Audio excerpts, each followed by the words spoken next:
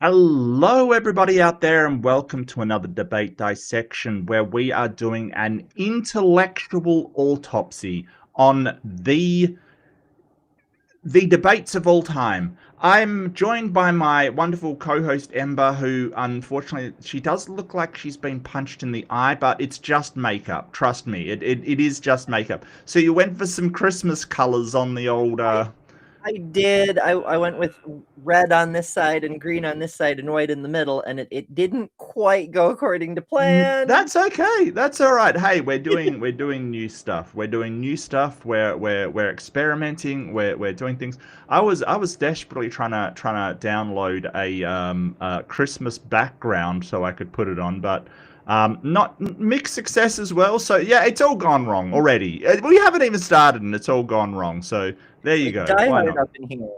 Yeah. Where's Alan Rickman? Yeah. Hey, It kind of is Die Hard, because best Christmas movie of all time. I'm sorry, it is. it's You just true. have to. It's true. Yep. It's very Mm. international, at least. What with the German terrorists and the Yep. Japanese business plaza and Yep. all of that, all of it. Yeah. Film for the It's whole fantastic. family. Yeah. Yeah. Um. Versus Yeah. And obnoxious American that doesn't know how to behave at a Christmas party. no Just stop sign. a What the hell? cavalcade of you know a look. That's mixed results. Like people are like, oh, if he only had shoes and socks on, he would have been fine. I'm not sure about that. I think he was more worried about the bullet. Anyway, oh wow, straight out of the gate, stop the stupidity with 5 readerships. Thank you so much, STS. Really appreciate it. Good to see you here. And yeah, thank you so much for the support. And I've got to warm my throat up before I start yelling incoherently into the microphone, which I will do. Just please don't. Like a t-shirt Just prepare cannon. yourself. Uh, like a what? A t-shirt cannon? Is it the so as you know, our friend Dave over at Captive Desk does Saturday night at the Atheist Show. He Okay. was just over there. I caught a gift Okay. membership over there, and Okay. and SDS has been spreading memberships like he has a t-shirt cannon. Pew pew Okay. pew. Yeah.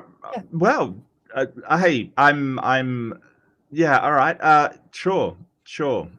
Um Thank you. And first off we have that goes out to Stacy C. Rainbow Ash Deshire, droning on in Scotland, and Sea Loss Raider.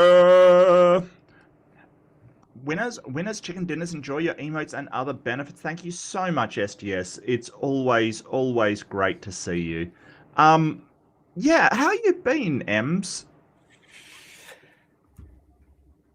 Oh, it's been an adventure the past week or so, but Hmm. on the plus side, things are looking up. I'm now no longer freezing, hence my ability to wear Okay. something other than sweater, which is Okay. nice. Yeah. Awesome. Yay. Awesome. Yeah. That's good. I mean, it is hot as fuck over here. I'm not gonna lie. It's pretty hot. I've got like a fan on, just on my leg so I don't overheat. I've got like, you know, it's gonna be a hot summer, unfortunately. And We are yeah, I hours from the solstice. sorry. The solstice, it happens in something like 11 hours, 10 Yes, hours, and I'm 15 I'm minutes. really enjoying confusing people on the internet by calling it the summer solstice. I am really enjoying doing that. I really am. Because it is the summer solstice down here. Mhm. And yeah, so let's get this debate up. I want to grab it. Now I skipped the transition that the guy had because who wants to hear him? He had the funniest oh, what's happened there? We Something's gone we appear to horrendously be wrong. frozen on our toes. Horrendously wrong. Did I select the wrong one? Maybe. All right, beautiful. Um, I think the announcer though he's got the funniest English accent though. I don't know. It's hilarious, but maybe we'll hear him later on. Yeah, fair enough. All right, are you ready to go? Are you ready to start the dissection?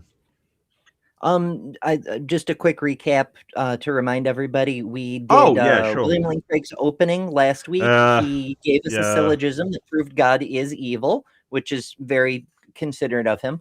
And other than that, it was his normal 5 arguments. You know, the universe exists. Look at the trees. There are morals, which is how we know God is evil. And also the burning in the bosom. That's how you really know. You don't need evidence because you can feel burning in the bosom. Right. So he went through the theological, the cosmological. He didn't do the transcendent, which is, I mean, did he do the transcendent? Did he say that morality? He did do the transcendent, didn't he? That morality had to come from a god kind of thing, which I don't know why that is, but whatever. I don't. So he just does his greatest hits, and we spent so much time on him because it kind of was like a shotgun opening, right? Like it really was all of these, like just about every single argument that we've heard over the time. It's really weird. It's very, very strange. Well, it makes sense considering that most apologists who don't have their own shtick, the way Geisler and Turek do, just parrot him. Just like I read one William Lane Craig book and now I'm an apologist. Yeah, absolutely. All right. Well, I'll start it running. It's just hopefully this guy will spend less time on him because, I mean, William Lane Craig, he just says so much wrong in so little a time. It's hard to get going, but hopefully this will be a lot better. Very much.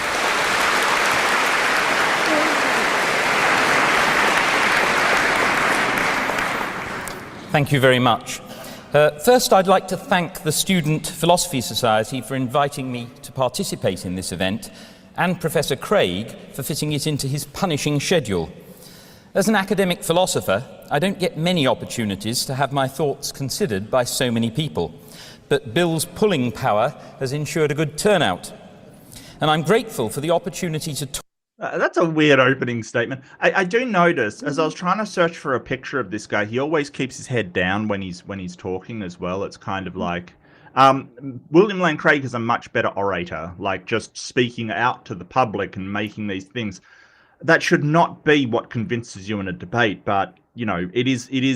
He definitely has more experience in sort of orating to a crowd, and you know, it's a bit of a worry if you've got a philosopher who should be, you know, nose deep in books, who's really good at crowd work. You know, I'm not sure if that's in his favor or not. You know, it kind of goes to show there's a difference in the categories of philosophy. Like there's the philosophers who are like investigating what is truth, how do we reach ontology, and then you've got philosophers like Craig and what's his name? He looks like the Vulcan and works for the Discovery Institute. Meyer, who their primary focus for their study is how to trick people. Yeah. It's carnival con man showmanship at a PhD level, you know? Oh, and the other thing is, like, you know, there's certain philosophers like Craig and Meyer who's like, buy my DVDs. They're really focused on selling their merch, you know, whereas other ones not so much. Talk to you about this extremely important issue, and I hope to help stimulate your own thoughts about it. Worrying about this very issue was what most engaged me with philosophy when I was a young student. And it's intellectually fascinating as well as potentially vital to how we see life, the universe, and everything. I love the Douglas Adams reference drop there. All right, it's right here. Drop a Douglas Adams reference. Nice. I am ready. Most of what I say tonight will be directed against Bill's arguments, because he's the one with the onus of proof here, as the proposer of the proposition that God exists. Didn't he try to switch that burden? He tried to say, hey, if you can't find a defeater, then my proposition succeeds. Like, because that's how that works. I make a claim. If you can't prove it wrong, then it's got to be right. Bill, nothing works like that. He Nothing did it works like 3 that. times. Yeah. At the Yeah. very beginning of his thing, he was like, my opponent has to both defeat my arguments and provide positive proof why God doesn't exist. And he Yes. closed the same way because he knows how essays work. And in the middle, he was like, well, absent a defeater, my arguments will stand unchallenged and therefore be correct. Yes. And it is that, because that's exactly how it works in a court of law. The prosecution accuses the defense of something, and if they can't show that the prosecution is wrong, the prosecution is automatically right. You know, like, what the hell are you talking about? No, that is not how it works. Wow. Just to get clear on what this implies, it will be useful to spell it out. He has slides. Yay. Yay. Well done. So I call this the Christian God hypothesis, that the universe was created by an omnipotent, omniscient, morally perfect being who... Oh, actually, I think William Lane Craig goes for the maximally these days. He doesn't, you know, bow down to the omnis. cares specially about mankind and who acted historically through Jesus of Nazareth. This is a specific factual claim, and we're discussing the evidence for and against its truth. So I'm not going to consider the merits or otherwise of religious practice, the consolation of religious belief, nor any alternative supernaturalist beliefs. Since Bill has cited the alleged resurrection of Jesus as one of his arguments, I take it that we are concerned quite specifically with the traditional God of Christian philosophy, not any other. And as you can check out for yourself on Wikipedia, there are plenty of other gods to consider, even if we confine ourselves to the Near East and North Africa and just the letter A. This is Hitchens' trick. Well, this is gods from the Near East and North Africa, but not all of them, just the ones beginning with A, and I presume Baal at the end isn't included in that, of course. But yeah, just wow. to show we're changing to the B's. Yep. Yeah. So because I mean, I think William Lane Craig less so, but he does this thing where he does a switcheroo. He's like, well, you've got to accept some god, and then here's why it's my god, kind of thing. A lot of the apologists that we run into will not do that second step. They're sort of like, well, you know, you've got to accept some god, and here's these dumbass reasons why, and here's these, you know, sort of really bad arguments why you've got to accept some god, and they'll never actually take that next step, right? Like Darth Dawkins, for instance, famously would not talk about Jesus, right? Like he would just refuse to. People would go, okay, I accept they're a god, now why is it Jesus? And that's where the conversation would end. You know what I mean? A lot of them will not take that second step. Yep. If you push them on it, they'll mumble something about impossibility of the contrary, but they haven't actually read that book, so they don't know how to defend that far down the argument. Right. So yeah, it's a problem. With another 25 letters to consider, plus China, India, Japan, the rest of Asia, Europe, Sub-Saharan Africa, North America, South America, Australasia, and Oceania, there are far more to come. Clearly, we are amazingly prone to believing in gods. And perhaps the main reason for this is our tendency to what has been called promiscuous teleology, that is, seeing purpose in everything. Young children naturally think of inanimate objects as acting with a purpose. I think there's an evolutionary reason behind that. I think that, you know, I like that name, promiscuous teleology is really good. I was thinking, is your teleology promiscuous, Mark? I don't think so. I think my teleology is pretty unpromiscuous. I think that I've trained myself to know that, hey, sometimes stuff happens and there is no purpose behind it, even though, because when something bad happens to you, it feels personal, right? Like it never doesn't feel personal. Like you really go, the universe has it out for me when crap really goes wrong. And sometimes it is nothing to do with you. It's just things just fall apart. Things just happen. And it sucks. It sucks. But I do acknowledge that he's got a real point. We have this tendency to think, you know, someone may do something that's just, them doing something in the ordinary life, and you take it personally, but it's nothing to do with you. I think he's got a really good point here. For example, in a recent experiment, a majority of 7- and 8-year-olds endorsed the explanation that mountains exist to give animals a place to climb, in preference to the alternative that mountains exist because volcanoes cooled into lumps. We humans are also very prone to seeing patterns in things and looking for reasons for anything we notice, even if it happens. How he just dropped that and moved along, because it has a couple rhetorical purposes. The first is he's saying this tendency towards explanation is something that very young children do, because he mentioned 7- and 8-year-olds. He doesn't connect the dot for you. He's counting on your intelligence to do that. But effectively, he's saying is these religious people are behaving like small children by playing connect the dots with pretend belief. But also, it's a false dichotomy. He's presenting these two wrong possibilities and only those two possibilities, and telling the children to choose between them, which could be an illustration of the fact religion does that, is it presents you two false possibilities and pretends they're the only two options. And it's really well played, and he doesn't call any special attention to it. He just puts it there and lets your brain do its work, you know?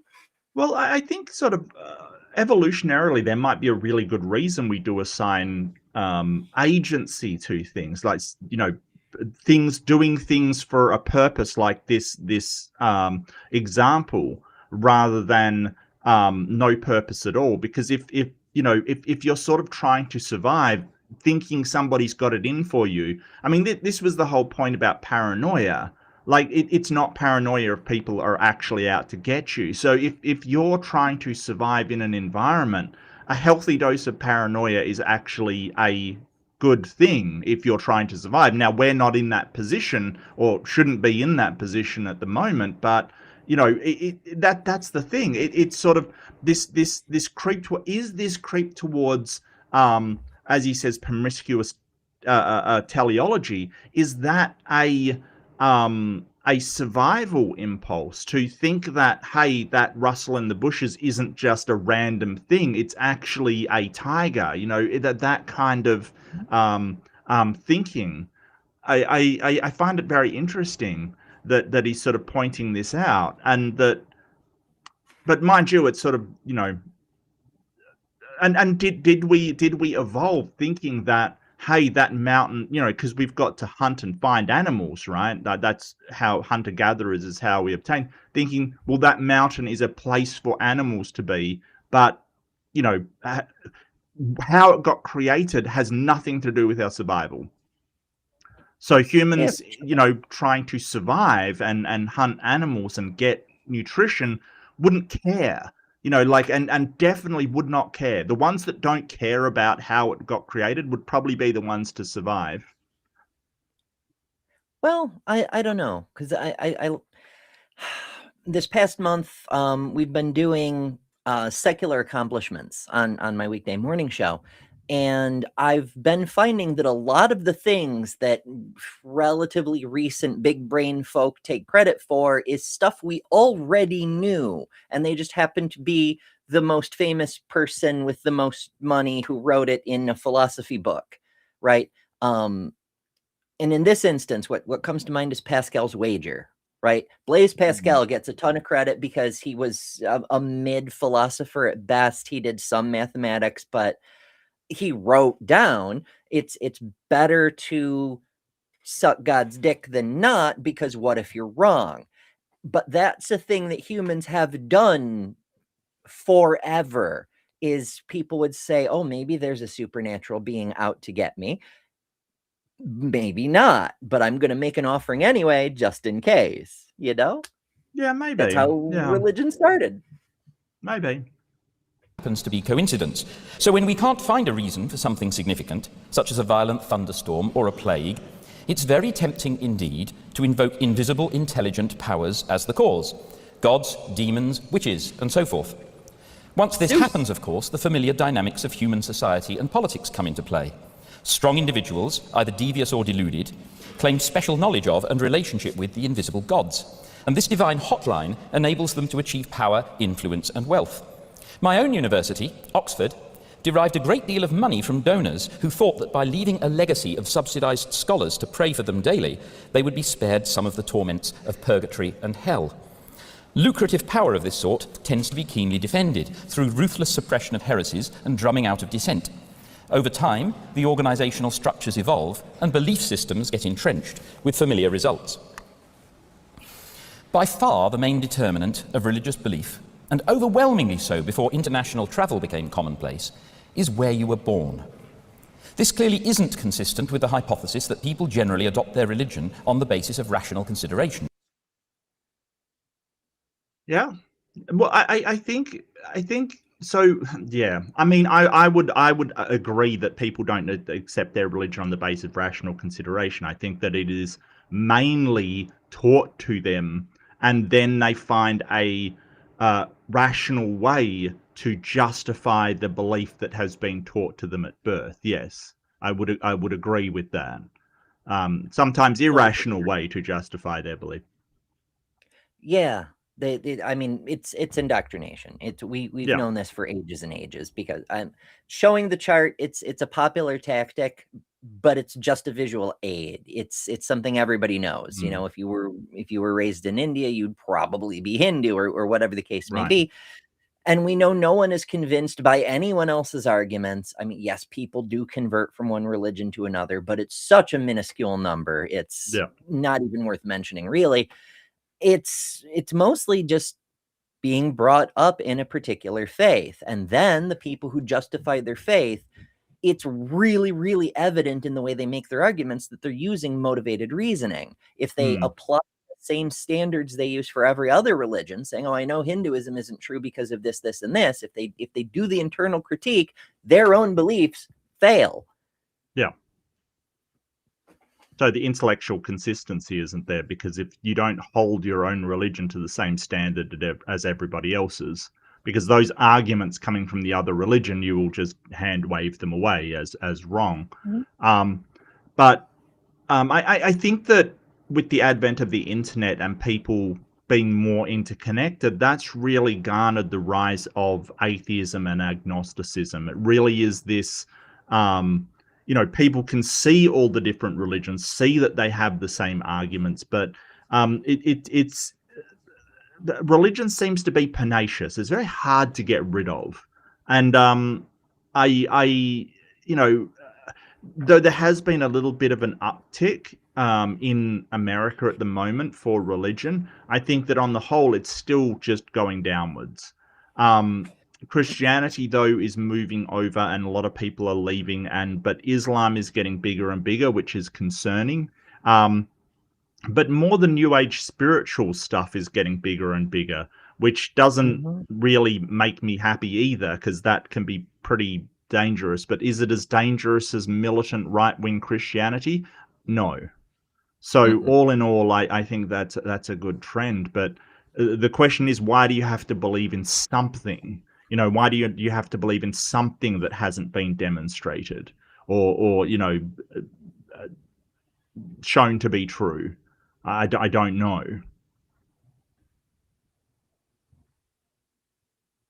Easier than saying I don't know, maybe. I don't know what causes that. I don't know why the universe is like this. It's complicated. There's a lot of factors that go into it, and we don't have time to break down all of them. Yeah, fair enough. Fair enough. No, it's manifestly a cultural phenomenon, with traditional beliefs cascading down the generations quite independently of whether there's any good reason for holding them. Science used to be rather like that too, when it was thought that Aristotle and the Bible gave the key to everything. Aristotle's science developed from the same promiscuous teleology I mentioned a moment ago. For him and his medieval followers, stones fall because they are striving to reach the center of the universe. And stars move through perfect circles around the Earth because they are striving to imitate the eternal perfection of God. We know better in the wake of Galileo, Kepler, and Newton, but that was 2,000 years after Aristotle had died. The progress of knowledge was painfully slow over all those Christian centuries, when pagan libraries and schools were systematically burned and closed, and even the books that remained, including the Bible, could only be read in Latin and Greek. Hereford's Cathedral Mappa Mundi bears graphic testimony to this lack of progress. It dates from the turn of the 14th century, just 200 years before Columbus, but faithfully draws its information from writings of the early 5th century, with nothing apparently learned over those 900 years. By comparison, Galileo's refutation of Aristotle, for which there's a reason for that. Mhm. There's a reason some of us refer to that entire medieval era between the fall of Rome and the rise of Europeans spreading across the fucking world as the Dark Ages. Because if you did learn something, the church burned you. Yeah. And we've seen this pattern repeat again and again. One of the reasons for the fall of the golden age of Islam, when they did such contributions to science and mathematics and all of these things, is because the caliphate started to crack down on anybody that said that things didn't come from Allah. Like it is one of those things that, hey, they really stopped knowledge because they didn't like anybody giving a cause that wasn't Allah. And when you start to have, and this is the problem with sort of these creationists trying to wedge creationism into science, when you have an unfalsifiable, untestable, unobservable cause, it destroys science. It destroys the methodology that we have for finding out what caused it, because if everything is caused by God, you don't bother looking. It's just everything's God. Why did the universe form? It's God. Leave it alone. That's not your domain. You should just sit down and enjoy it, And so I really think that religion destroys investigation. It really does. Because they don't want your answer to be anything but God. Yeah, it's not an accident. It's intentional. As I often say, when you pretend to have all the answers, you stop looking for the real answers. And there's a second facet to this too. It's not just that they didn't like answers other than God did it. It's they noticed that as we started to learn stuff, it started to show things that the holy high muckety muck prophet, whoever they preferred, whether it's Jesus or Muhammad or Moses or whoever, some of the things that they said turned out to be wrong. And it's awfully hard to pretend they're an infallible messenger of the all-knowing being when they got things wrong. Right. So we had to prevent people from learning that they'd been wrong. Yeah, it's a feature, not a bug. Which he was famously persecuted by the church, was barely 400 years ago. But in those 400 years, virtually all of science as we know it has built up, massively transforming the world by its careful method of observation, experiment, and open critical scrutiny. Scientific beliefs do not depend on cultural indoctrination for their acceptance and transmission. As a result, you won't find scientific theories being geographically determined in anything like the way that religions are. Wow, that's a really good point. That's a really good point. Like, you will not find scientific theories being, if you come from North America, you won't have different scientific theories than someone coming up in India through the education system. It won't be different. Like the theory of relativity is going to be exactly the same. That is a really good point. I cannot stress that enough. Now, I expect that as I say all this, Bill is preparing to accuse me of the genetic fallacy, because I might seem to be... Bullseye! Because I might seem to be arguing that because the belief in the Christian God has dubious origins, therefore it must be false. But that's not what I'm saying. Of course, it's possible that the belief in God could be true, even if we hold it for feeble reasons. But my point is that if some method of acquiring beliefs leads to lots of different and conflicting beliefs, then that method obviously cannot be relied on. Now, many of the religious belief systems around the world do clearly conflict with each other, so they cannot all be true. Indeed, if we focus on those religions that make an exclusive claim to truth, such as Judaism, Christianity, and Islam, at most one of these can be true. However, they could well all be false. Since these beliefs are... Well, I think the theist at this point would sort of say, oh, but they're all true in a sense, because the Abrahamic religions are supposed to have the same God. Right. And and that's a bit weird because, Jesus is supposed to be God as well as, the Holy Spirit, and that doesn't exist in Judaism. And, Allah is supposed to be different, but it's not really. So I think the argument against that one is, oh, they've all got the truth, but they're different versions, praying to the god. But the Christians are right about their rituals and observances and things like that. Yeah, you missed the joke, aren't you? Oh, the joke was that William Lane Craig, he predicted accurately William Lane Craig's sort of argument against his argument, and already had a counter to his counter prepared, which is kind of interesting. Oh yeah, I think it happens all the time. I think like, the joke is that William Lane Craig is incredibly predictable. Yeah, because all apologetics is the same argument over and over and over. It's I wouldn't say it's the same argument. I think that, yeah, I mean, there's loads of different arguments, but William Lane Craig is the same one over and over and over, and he just happens to be the go-to for a lot of apologists. Oh, sure. I just mean that it's sort of like the opening moves of a chess game. There's only so many ways a chess game can open, and there's only so many responses to those ways they can open. And eventually, if you study the grandmasters, you learn, like, if a person does this, you do this. That is the thing you do. It's the best possible move.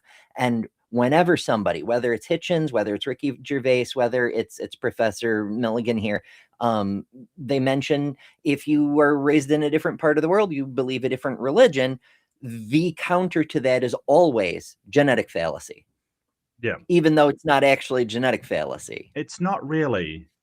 No, it's not. Because so genetic fallacy, if you're unaware of it, it's basically saying the origin of something, so the origin of a thing, if the origin is dubious, then it must not be true. And that's not necessarily the case, kind of thing. So you could say something like, this person has been known to lie, or this document has been known to be falsified in some way, like the Bible, for instance. We know that the Bible has been falsified, so Jerusalem is, cannot have existed, kind of thing. Something like that, right? Like, you're basically saying this can't be true because it comes from a dubious source, right? Like, that does not follow, because something can come from a dubious source and still be true.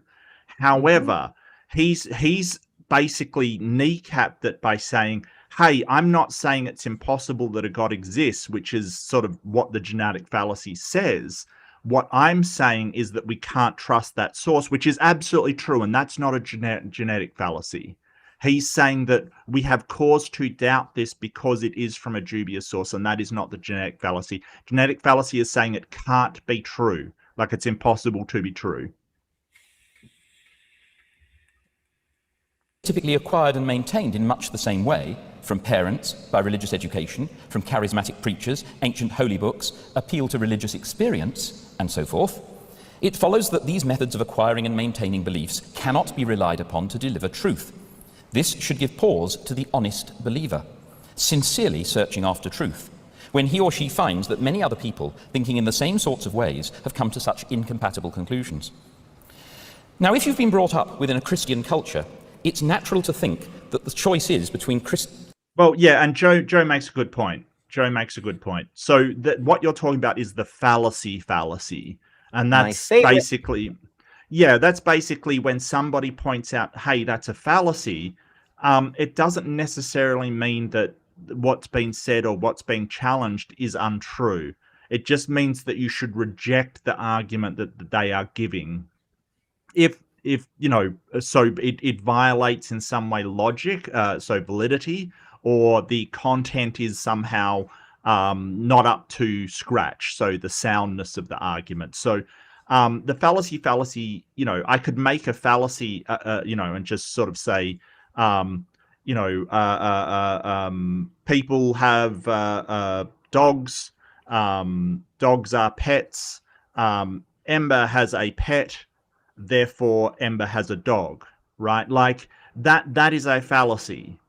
But Ember may actually own a dog, right? Like, she may actually own a dog, but that is not a good argument as to why you should believe she owns a dog. So it doesn't necessarily mean that it's wrong. It just means that argument should be dismissed. I mean, afterwards I could say, well, I've seen Ember with a dog at her house and she feeds it, and, you know, then you would go, oh, well, that is evidence of that she has a dog. You know, like, it doesn't mean that it's automatically wrong. That's not what it means. Right, because that also presents another one of the favorite things that I'm sure is going to come up at different points in this debate. You don't have to make the argument, people own dogs, Ember is a people, therefore yada yada, when you can just show the dog, right? Same thing with God That's arguments. the optimal way to do it, yeah. Yes, you just demonstrate the thing, and you don't have to fuck around with arguments. Yeah. Yeah. It's a fallacy when you use fallacy to say a claim is false. Well, no, I don't think so, because when you're saying that a claim is false, you're basically saying it should be rejected, and I think that's fine, Joe. I think that's fine, but yeah. So Christianity and atheism. You're saying that Joe's proposition interpreting the fallacy is itself a fallacy and therefore false. Yeah, I don't know. I don't know anymore.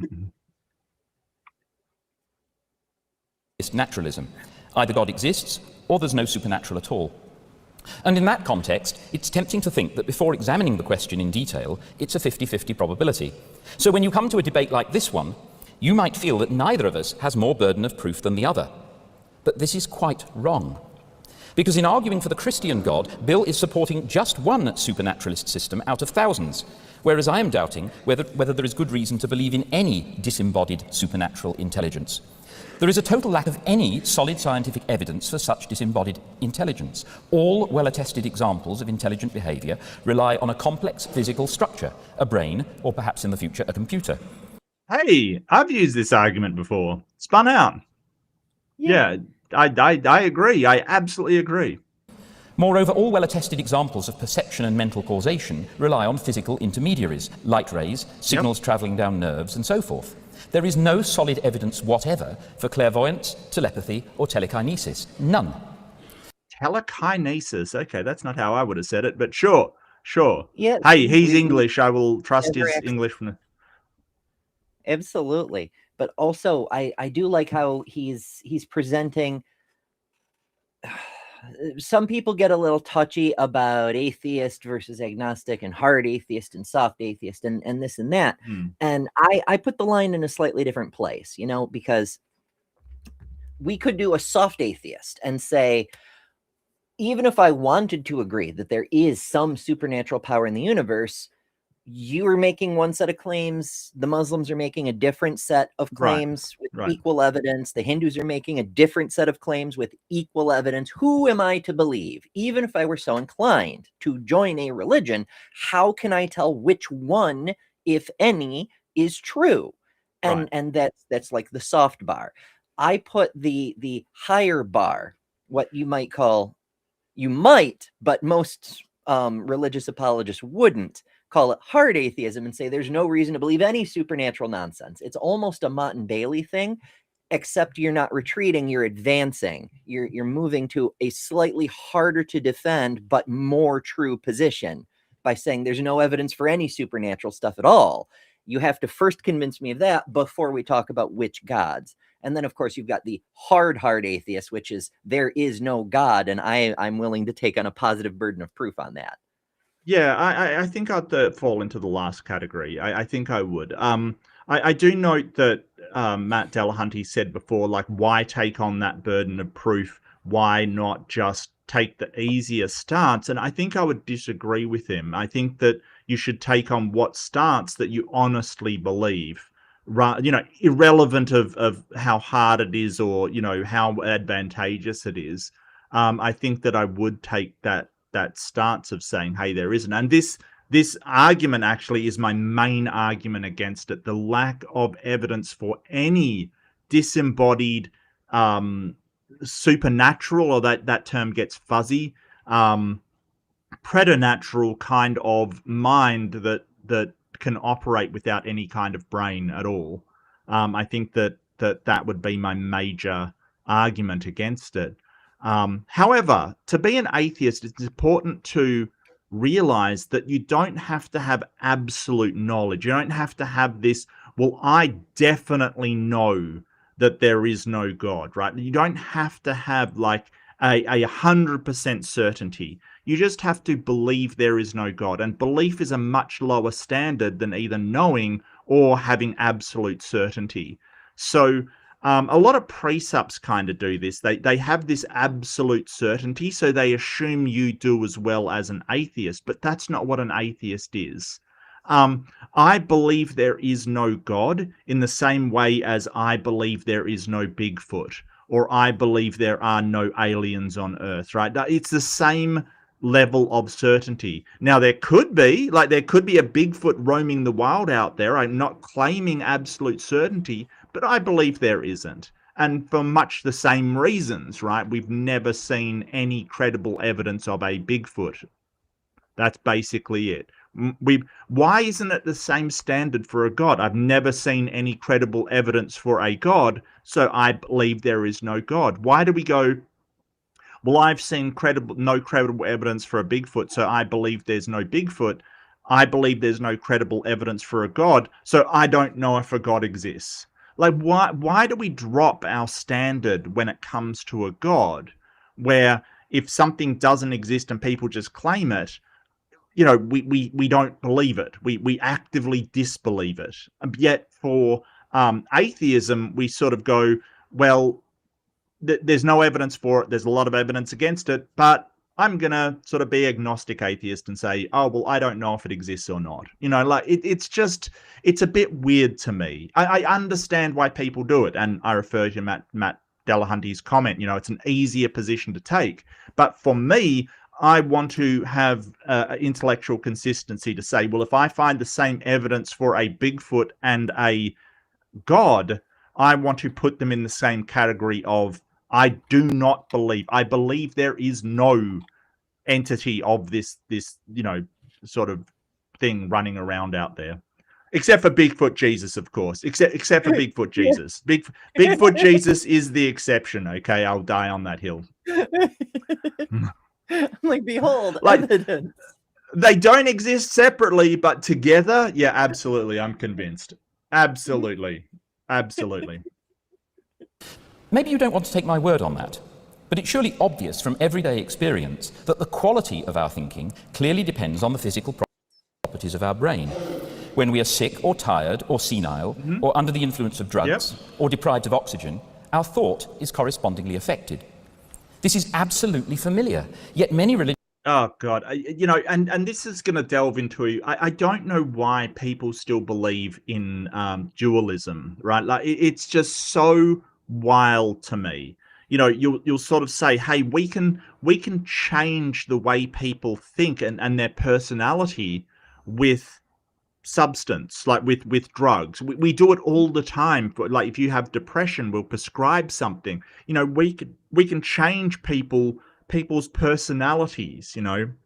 Like, if you've ever known somebody who is perfectly fine and then they get on, as we say in Australia, they get on the piss, or get, you know, have alcohol, and suddenly they're a different person. You know, we know this can happen, and we know how it works. So this whole idea that, oh, well, it's not your mind, it's not your brain generating that mind, it's coming from somewhere different, like a soul. Why do we think that? Like, I don't get it. And I've often brought up split brain patients, where if you split someone's mind, like brain, in half, they literally have two different minds who can have disagreements of opinion, which is wild and fascinating. But, like, why at that point would you still believe that there is some invisible, intangible thing that's providing your mind at that point? I don't know. Religions, including Christianity, would have us believe that our thoughts can exist quite independently of the brain, unimpaired and even enhanced after the brain and the whole body have been completely destroyed. Well, let me be extremely generous and allow that amazing conjecture, which lacks any shred of solid, repeatable experimental support, and which is so contrary to all our experience of the close correlation between the mind and the brain, a probability of 50%. Okay, that's really generous, sir. Okay. Even if I do so, Bill's specific religious claim that there is just one omniperfect God, uniquely revealed through Jesus of Nazareth, has to share that 50% probability with thousands of other conflicting religions. This is why I say that the rational attitude is to place a very strong burden of proof on Bill. Unless his case is overwhelmingly strong, we should not believe that there is any such God. That implies at least agnosticism, but I think also atheism. The rational attitude, in the absence of a very strong case for the existence of a Christian God, is to believe that there is no such thing.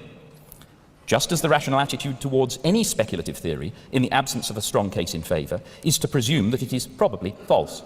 Yeah, no, I totally agree. That's basically what I'm saying. Yeah.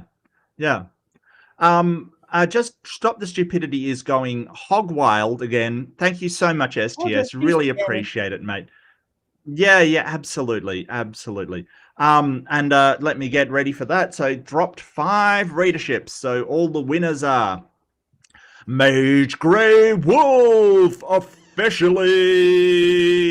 Tyler Clark. Sorry, it took a second to come up on my screen there. Officially Tyler Clark. Black Outing, B.S. Lewis, and Wat Dat Dee. Winners, chicken dinners. Thank you so much. Stop the Stupidity, but enjoy your emates and other enjoy your Bigfoot Jesus. Enjoy the Bigfoot Jesus. That's going to be my thing of the week. There we go, Bigfoot Jesus for you. Nice. Thank you so much, STS. I really appreciate it. Big friend of the channel, big-hearted person. Absolutely. Thanks, STS. Speculative religious theories are a dime a dozen, and the vast majority of them have to be false. Why should we suppose that this one is any exception to the rule? Because this one's special. This is a special one. Because it's Bill's favorite. And yeah, bar is different for reasons. Mm-hmm. And that was one of the arguments opposing Pascal's wager. How do you evaluate the religion you go for? Because if you're willing to go, well, I'll subscribe to this just in case I'm wrong, and I have some sort of victory condition waiting for me just in case. Which do you then subscribe to? The one with the best reward or the one with the worst punishment? Because you're trying to avoid the punishment and get the reward. So it becomes then the one with the best reward has to be true. Why would you think that? Like, it becomes absurd. And that's why nobody uses Pascal wager anymore, except Bill. So how strong is Bill's case for the Christian God? I'll start with his favourite Kalam cosmological argument, the first part of which usually goes like this, and I'm presenting it slightly different from the way Bill has tonight. I prefer this way because it divides it into 2 stages, as we'll see. So we have whatever begins to exist has a cause. The universe began to exist. I love how he's got Bill's cosmological argument, not Kalam. Because really, I agree. At this point, it's not the Kalam anymore. It's not. It really is not. It is William Lane Craig's cosmological argument. Like, seriously. It's the Craig cosmological argument. The Craig interpretation. Therefore, the universe has a cause. The argument is, of course, logically valid. Indeed, the conclusion follows trivial. Okay. Just for those people not watching, and I had this argument with a Christian in a comment section recently who was like, oh, your problem seems to be with the content, but it is a valid argument. And I'm like, yes, but that's not saying much. So validity and soundness, right? So you've got validity. That means that it's logically constructed, okay? That it is a logical argument that does not violate any of the laws of logic. That argument that I gave earlier is actually a valid argument, right? What was it? That people have pets, dogs are pets. Ember has a pet, therefore Ember has a dog, right? That's valid. That is logically structured. Okay, it is logical. It doesn't violate any of the laws of logic. The problem is the content. The problem is what I am assuming in those premises. And that goes to the soundness, right? That's the sound. So if you sort of say, you know, what was the example I gave the Christian in the comments was presuppositionalists are ignorant. You are a presuppositionalist, therefore you are ignorant. That is a completely valid argument, right? There's nothing logically contradictory about that. And this is what I was trying to point out, that it can still be wrong because of the content. And in that case, it's the first one, that all presuppositionalists are ignorant. He would disagree with that, but it's still logically valid. And I was trying to get across that just because something's logically valid does not mean you just accept it wholesale. It's got to be not only valid, but also sound. The premises have to be true, or most probably true, or you have to accept them as true in order for that argument to work. And that's trying to get across it. And we were talking about fallacies earlier. They're divided into formal and informal fallacies. The formal ones are connected to logic, that whether it's logically consistent. That's the formal ones.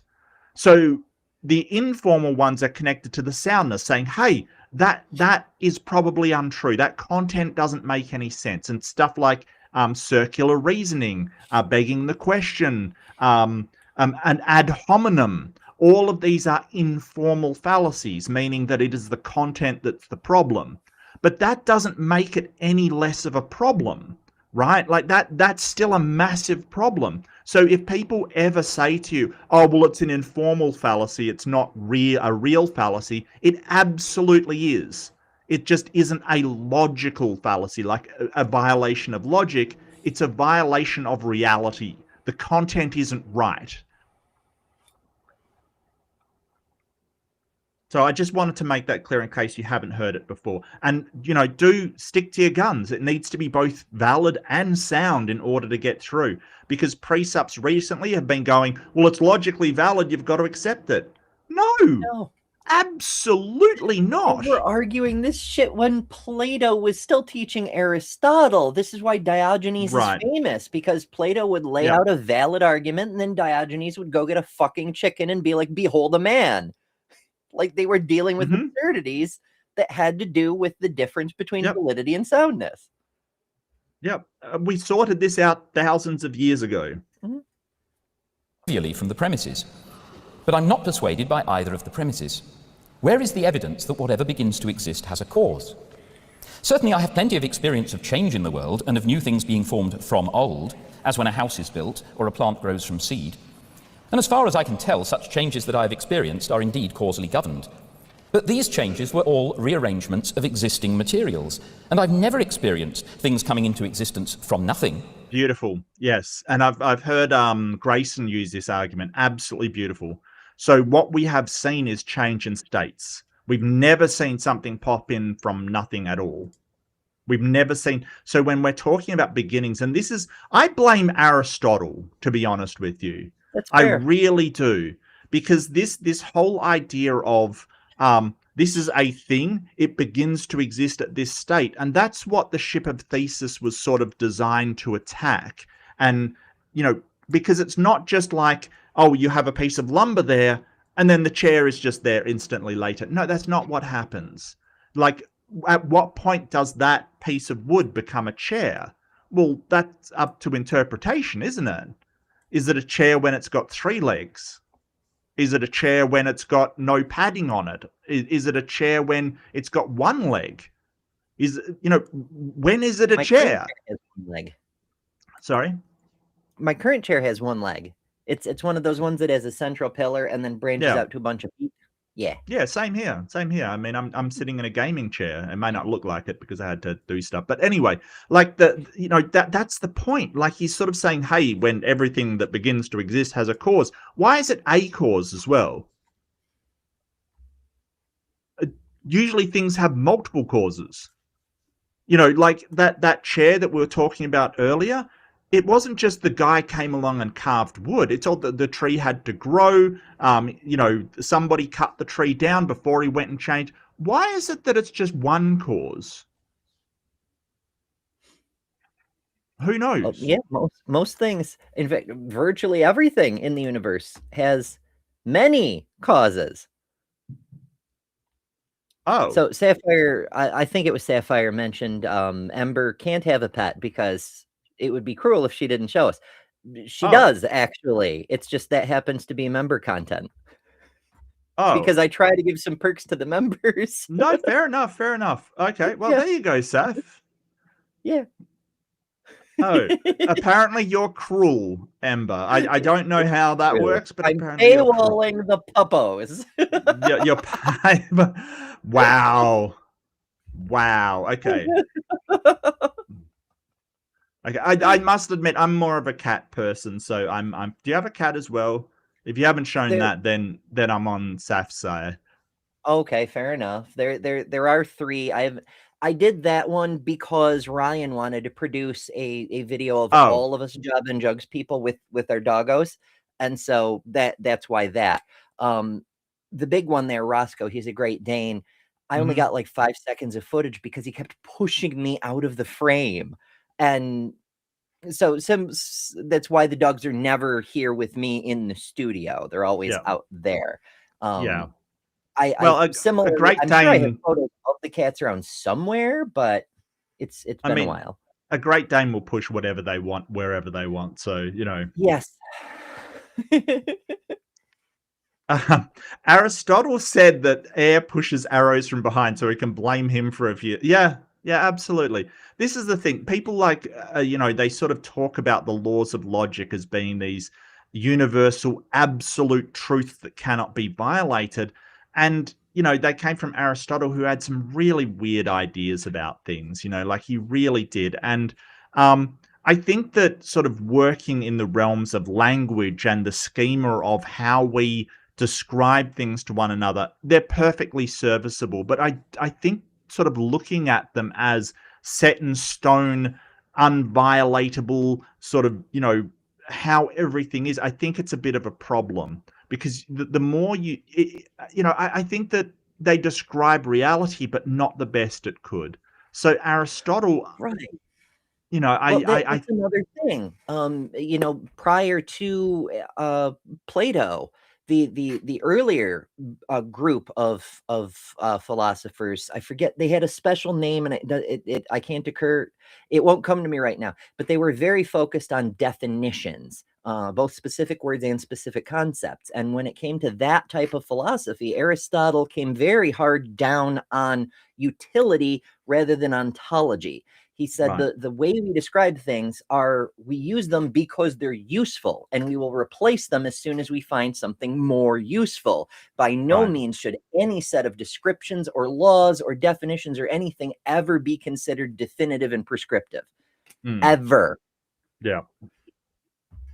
And Titan says, and I have it on good authority, he was a bugger for the bottle. Yeah, nice. I always love the use of a good bugger. That's awesome. Thanks, Titan. Titan was his bartender. So I cannot infer from my own experience that it is reasonable to expect creation from nothing, if it ever happens, to be causal in the same way. Moreover, such second-hand evidence as I do have that bears on the matter tells in the opposite direction. Quantum particles do apparently jump into and out of existence from nothing. But this behavior seems to be quite random. Well, we don't know. That's the problem, right? Like, we kind of, when we apply the theory of relativity, we apply all of our physics to quantum, it kind of breaks apart. But we have a different system of logic for quantum fields and quantum states, which relies on probability. It's not that you have, sort of these states that are, well, something either exists or does not exist. Really, we're looking at it going, well, something has a probability to exist or not exist. And it's sort of, you need a different system of logic when working with quantum. Does that violate the laws of logic? We don't know. We don't know, because as soon as you start to observe or test these particles, you've changed their state. It's a problem. It may do. It may not. We don't know. Mm-hmm. It's especially important with stuff like quantum theory to remember the model is not the same as the reality, because a lot of what we're describing are concepts that we haven't actually nailed down yet, like what Peter here is describing with particles popping into and out of existence. This is in reference to the vertical particles thing.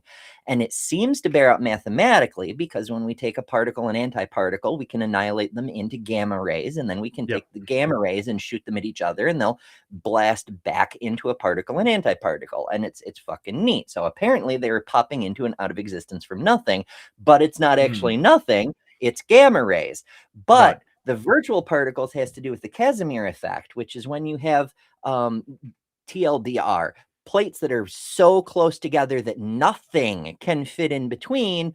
There seems to be some kind of pressure forcing them together, because it is hypothesized there's particles popping into and out of existence all over the place all the time. But when these plates get so close together, there's no space for particles to pop in and out in that space. And so the pressure of particles popping in and out outside the plates forces them the rest of the way together. But that is just a hypothesis. We have not confirmed it. There's nothing to it, but this could do the trick. It's entirely math. And so we don't know that particles actually do pop into and out of existence. Yeah. For instance. But, it's definitely, if you're going to say, well, if it's possible there's a God, then we should believe it. If it's possible that the Casimir effect, then it's possible that particles are popping in and out of existence. This is the sort of woolly thinking that you get into.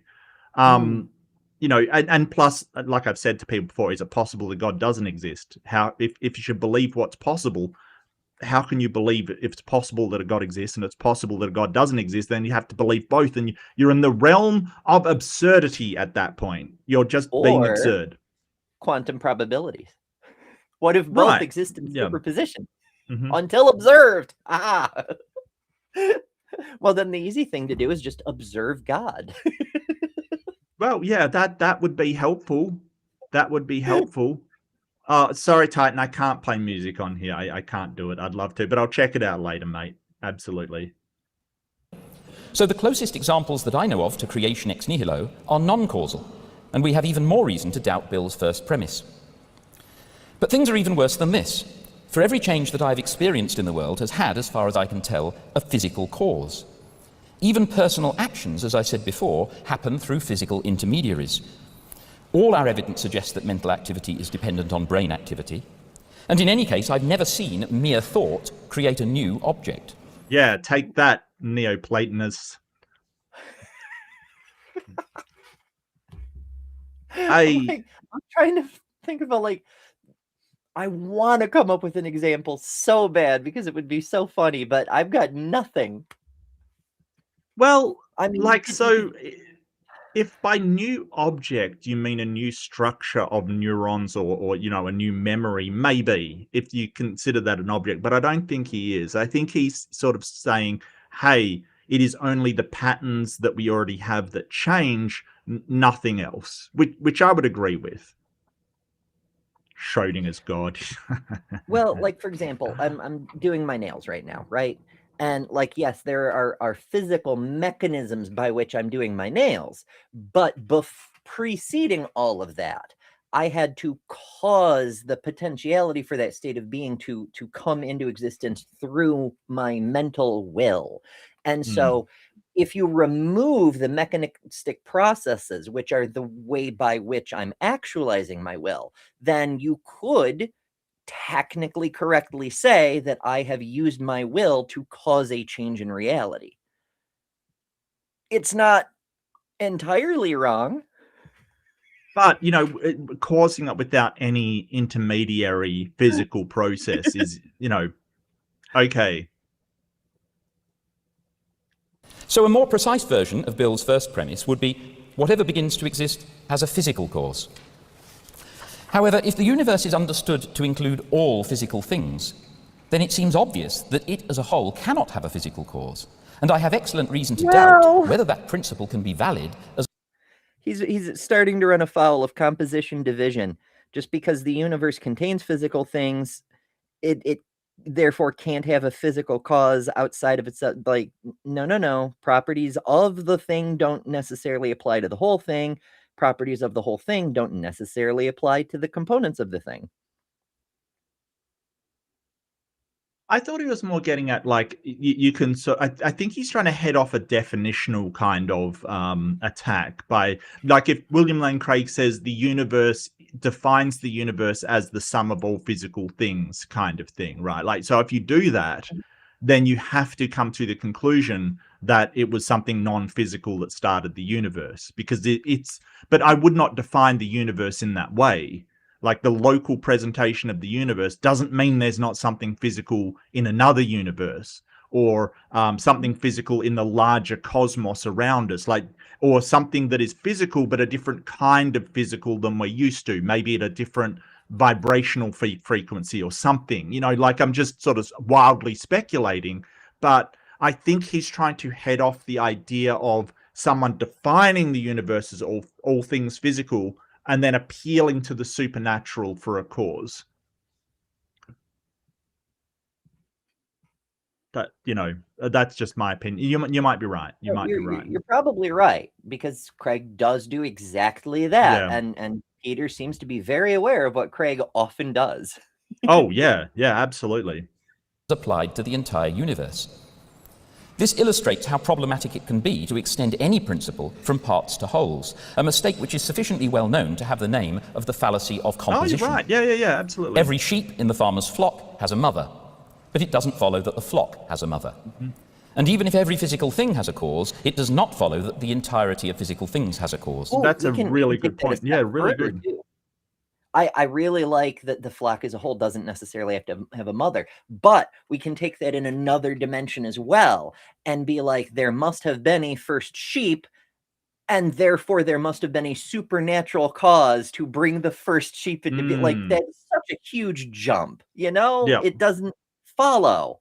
There's any number of other possibilities, far more likely, like an almost sheep, a common ancestor with goats, perhaps, whatever. Right.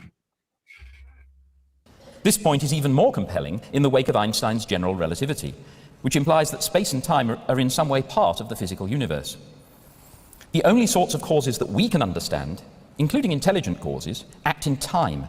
If time does not exist without the physical universe, then it is hard to understand how the notion of causation can even apply to the creation of that universe. What about Bill's second premise, that the universe began to exist? To get clear what's being claimed here, we need to distinguish between our local universe, for which there is evidence of some sort of Big Bang about 13.7 billion years ago. And we don't know that's the beginning either. That's the beginning of the inflation period. So we don't know that's the beginning. And I've talked with Leo about this. I've talked to Dr. Tapp about this. Borden-Guth-Vilenkin theorem just sort of says, hey, that's the beginning of the inflation. They two of those people that did that paper says, hey, we're not talking about the beginning of the entire universe, just of the inflation period of the universe that we're currently in. So, yeah, we don't know if the universe had a beginning.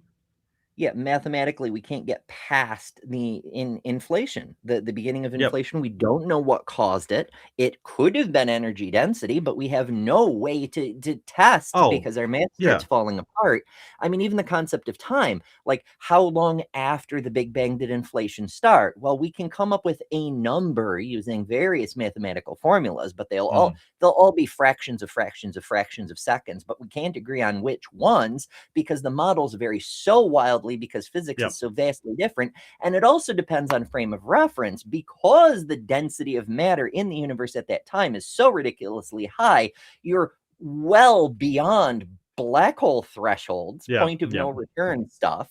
So you have to have superluminal expansion. It's just, there's so many things that are, what do you even mean by time at that point? Do you mean 1 second the way we measure seconds? Because the way they're measuring seconds then would be like a billion years worth of time, Yeah.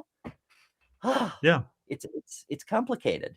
It's incredibly, and there's a lot of hypotheses, but no one's, we have not made a theory of the origin of the universe, and people will point, to the board Vilenkin Guth here, the BGV, and that does not cover the start of the universe. 2 of the 3 people have said that, and the 3rd guy is dead. So just please stop saying that. Global universe, by which I mean all physical things, whether in our local universe or elsewhere. Now, cosmologists speculate about the possibility of there being multiple universes. Indeed, there are a number of different theories that would predict this. They also speculate about oscillating, bubble, or evolving universes with multiple big bangs and so forth. So even if our local universe did indeed begin to exist in the Big Bang, it's entirely possible that it has a physical cause within the global universe. Moreover, there is no contradiction in supposing that the global universe is infinite. I'd rather just use cosmos instead of global universe. I mean, that's what... more complicated. Mind you, it may be easier for people to understand, and he doesn't really have to explain it, like sort of calling it a global universe and a local universe kind of thing. It may be easier for people to understand. Past, even if the local universe is not. Bill Standardly gives 2 reasons for thinking otherwise. One of them, that infinities cannot be real. I shall return to that later. So then your God is shit out of luck, isn't he? That would be a problem. But that comes to another definition fight, which not a fan. Yeah. Yeah, no, I don't, debating over definitions is a problem. And if you're just defining a God into existence, that's the worst of all. But people talk about infinities. I got this on the line, which I never uploaded. I don't know why. Don't judge me, okay? Just don't judge me. I don't know if infinity exists as a thing in the real world. I know we can sort of simulate it, but infinite of something, I don't even know that it can exist. I don't know. I'm not saying it can't. I'm just saying I don't know. Yeah, it's conceptual in nature. It's mathematical in nature. We know from a bunch of different places, including math, including philosophy, including every time an infinity shows up in any kind of science, whether it's infinite regress of species, chicken and egg problems or whatever the case may be. Every single time an infinity shows up, we're looking at the problem incorrectly. We're making a mistake in our reasoning, whether it's a formal logical fallacy or just an optical illusion of our perspective. Every single time we see an infinity, we're looking at it wrong. And while there may be a real infinity out there, it's on the order of a God.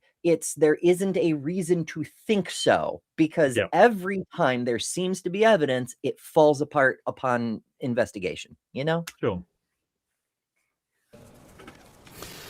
Bill's second standard reason for denying that the universe is infinite in the past appeals to physics, and the Board, Guth, and Vilenkin theorem, which proves, making assumptions that seem reasonable, that any universe which is on average in expansion cannot be eternal in the past. Well, an interesting result indeed. Yeah, but he's misinterpreted the Board. It's called the BGV, or BGV, the Board, Guth, Vilenkin theorem. And William Lane Craig, he doesn't use it anymore. He doesn't use it for quite some time because it's obvious that he doesn't actually understand what it says.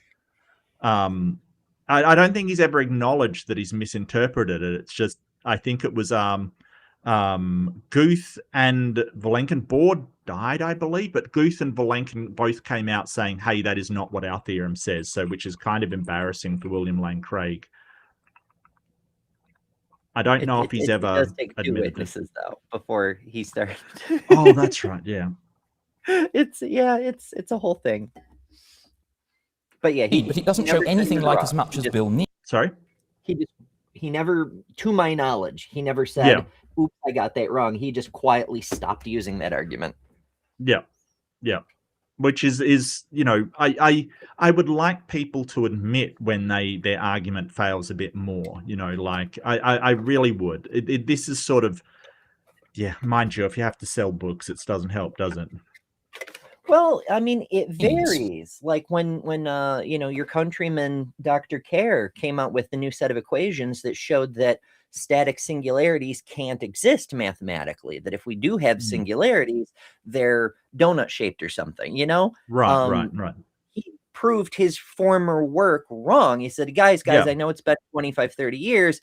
I was mistaken. here's some better formulas. Like by Yeah, but saying that's I a was mistaken, scientist. yeah. But scientists are happy to prove themselves. Well, not happy, but they are, you know, a scientist sort of going, hey, I was wrong in the past, but I've got this new thing, is fairly commonplace. An apologist doing it isn't. You know, like, Right.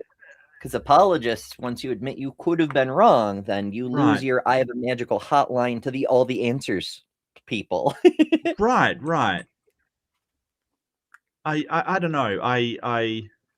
Yeah, I just wish more people engaged in debate and stuff would admit when they get something wrong. I don't know. Maybe it's just wishful thinking on my part. In response to the question, does your theorem prove that the universe must have had a beginning? Alex Vilenkin answers, no. But it proves that the expansion of the universe must have had a beginning. You can evade the theorem by postulating that the universe was contracting prior to some time. And there are theories, such as loop quantum cosmology and Harava gravity, that suggest precisely such a prior contraction before the Big Bang. Well, actually, in any case, do one quite simply. You don't have to get into complicated mathematics. You can just consider for a moment every particle in the universe. It takes up space, right? And if under the effects of gravity, it all starts to squish together. Because of the sheer force of gravity, it eventually crushes into a giant neutron star composed of all matter in the universe. But the gravity is still too intense. So it crushes down another layer, and now it's a black hole. And it crushes down another, and so on and so forth, until you reach Planck density, when the very nature of matter itself breaks down. And now, what have you got? All the matter in the universe in an energized non-physical state. And once it's non-physical, the universe springs back. All that mass is just gone. I mean, it's there, but it's an energy form, so there's no longer that mass disruption. And then all of it, you know, we've all seen how space-time gets used like a sheet or a trampoline or something. Yes, and like the sun dent and a black hole makes a bloop. And well, this would be like to the ground, and then all of a sudden it lets go, and just like a slingshot, everything is shot all the fuck away. Once it passes that critical energy density threshold, it can recondense back into matter, and so on and so forth.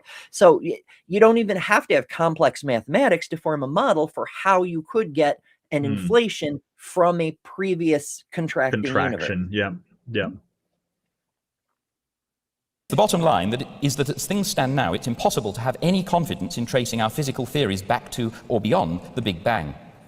They would imply an initial singularity, a point of infinite density, temperature, pressure, and curvature, which presumably on near infinite density. Yeah. If it were actually infinite density, you could never break it.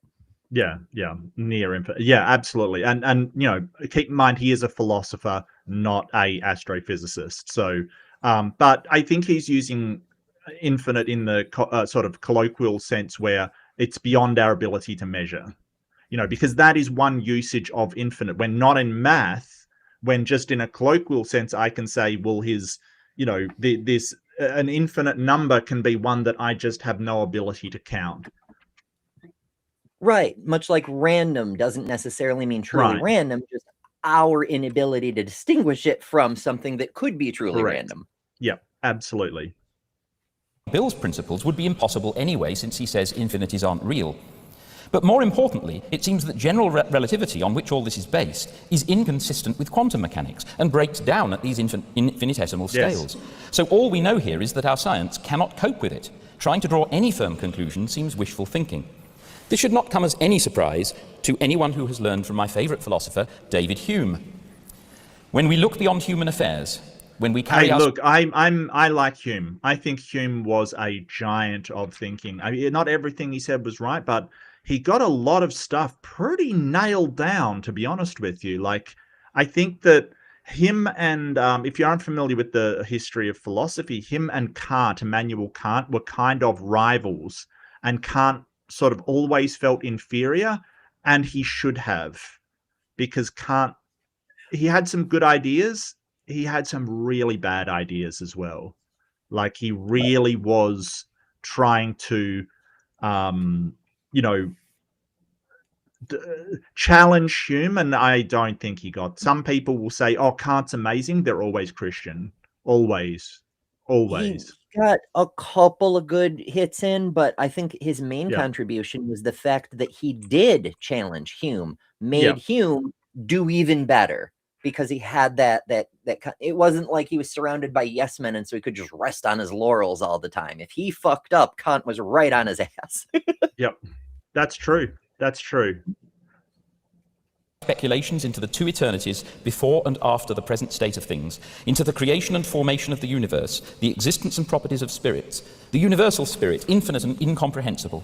We must be far removed from the smallest tendency to skepticism, not to be apprehensive that we have here got quite beyond the reach of our faculties.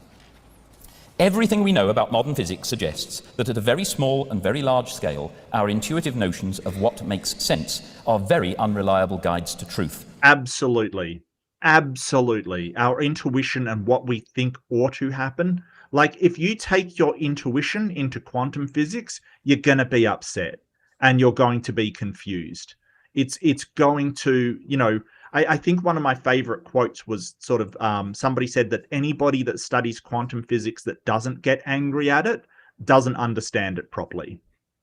And I thought that was hilarious. And I think it's, you know, because it's just so counterintuitive. And we know that there are things that are counterintuitive. They just are. We think that things ought to work in a certain way, and they just don't. You know, I remember watching a, I think it was a Veritasum thing on how you turn a bicycle, and it was so counterintuitive. I didn't know this, but you basically, in order to turn a bicycle, you steer the opposite way at the start, and it's so counterintuitive. It really is. And it boggles my mind. Like, so if you try to, like, what they did is they stopped the bicycle from turning a certain way, like by using physical engineered sort of jamming it up, and you could still turn the bike if you could steer in the opposite way, but you couldn't if you can't steer the opposite way. It was wild and counterintuitive, and when he went through the physics, it makes sense of how it happens, but wow, it's just so counterintuitive.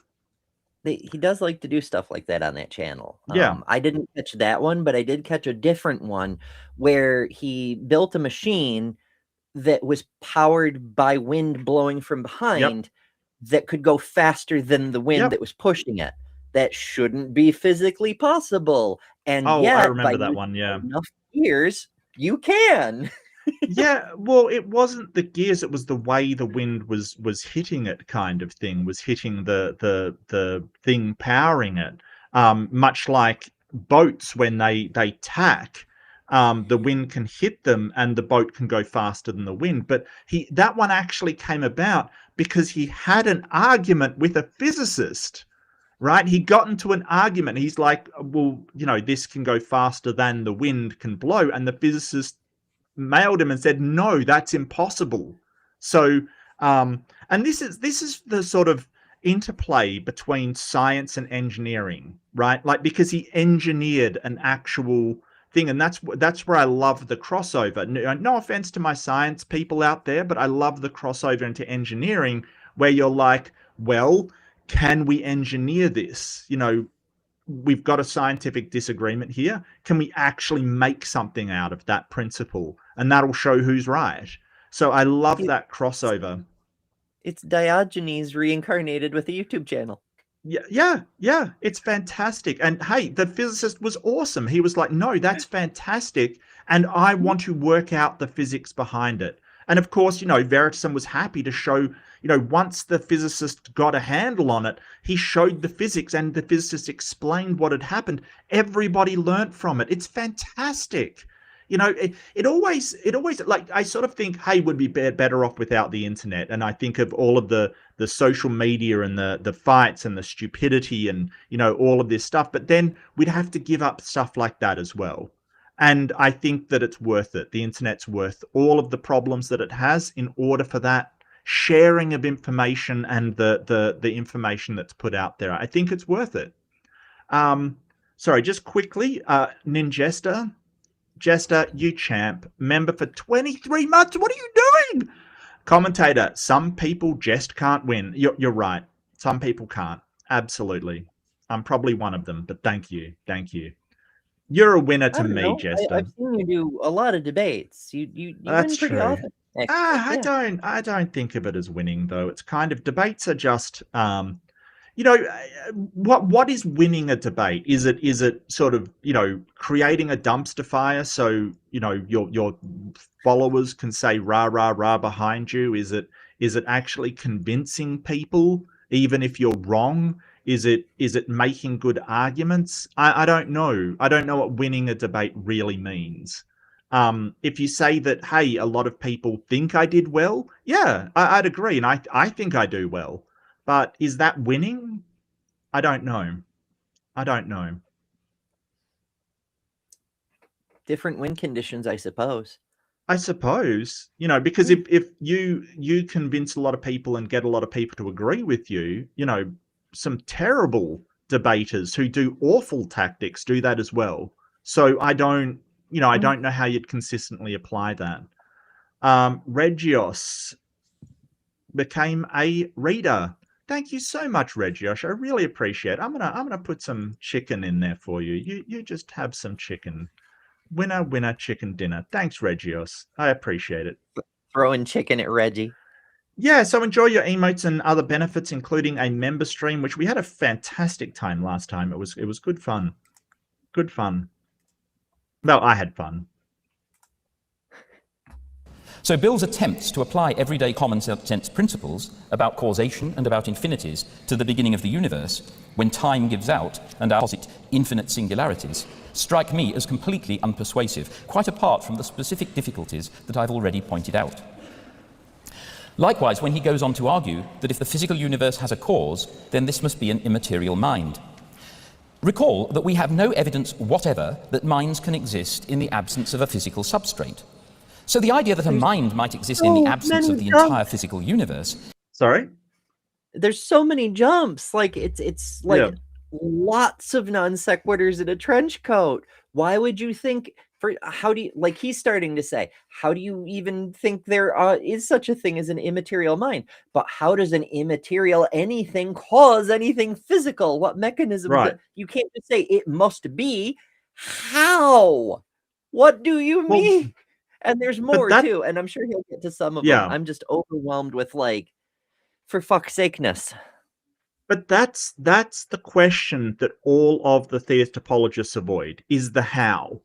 Right? They sort of go to the why or the what, but they avoid the how like the plague, right? Because when you sort of give an explanation, you're giving something that explains the how, right? I could say, hey, it's magic, and that's the what, and it doesn't actually apply the how. When we're talking about physics, we're applying the how. And what process did this? You can say, hey, it was a near infinite singularity that compressed or membranes colliding that did it, but without the how, it's just a hypothesis, right? It's just an educated guess, really, or that's not really a hypothesis. It's just one of the possibilities that you are postulating in order to investigate.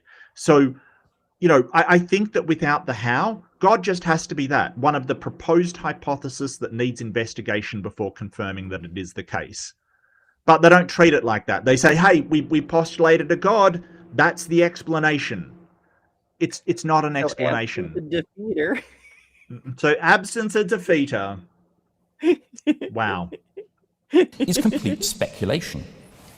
It seems far more plausible to me to say that if, despite everything I've said, the physical universe has a non-physical cause, then that cause is likely to be something of a kind that we are completely unable to grasp, because it bears no relation to anything that we have experienced, neither a familiar physical object, nor an abstract entity, nor a mind.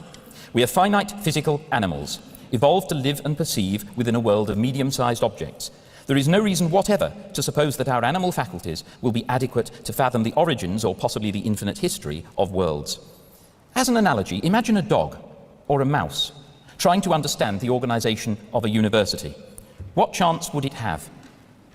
Yet we are far closer in intellect to these animals compared to that of an infinite God than the workings of the entire universe are to a university. My treatment of Bill's moral argument will have to be very brief, and I'm sure we'll return to this later. Here Bill doesn't do well on morality, as we have seen multiple times.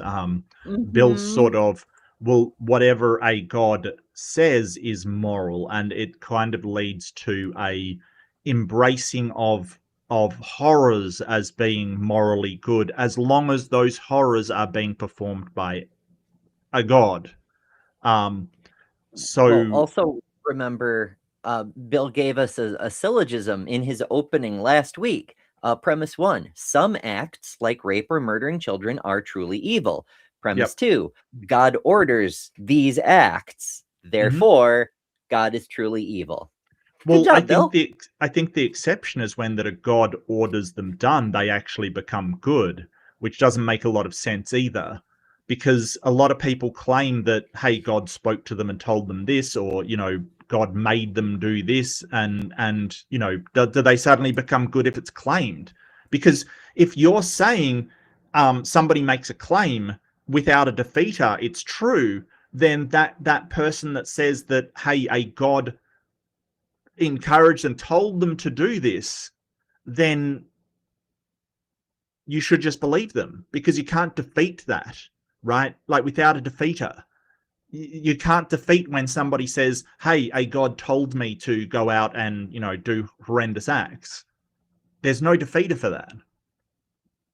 I want to ask Bill to say more on what he means by objective moral values, because the word objective is notoriously slippery. It can be, yes. It can be hard to define, yes. I don't think it is in the way that Bill's using it, but yeah. In a published debate, he said, "Oh, I think we've lost Ember. Oh, we found Ember. We found Ember again. Okay. Are you okay, Ems?" Yeah, the internet did a blip thing. No, it was God. It was God. Maybe? It was God, and without a defeater.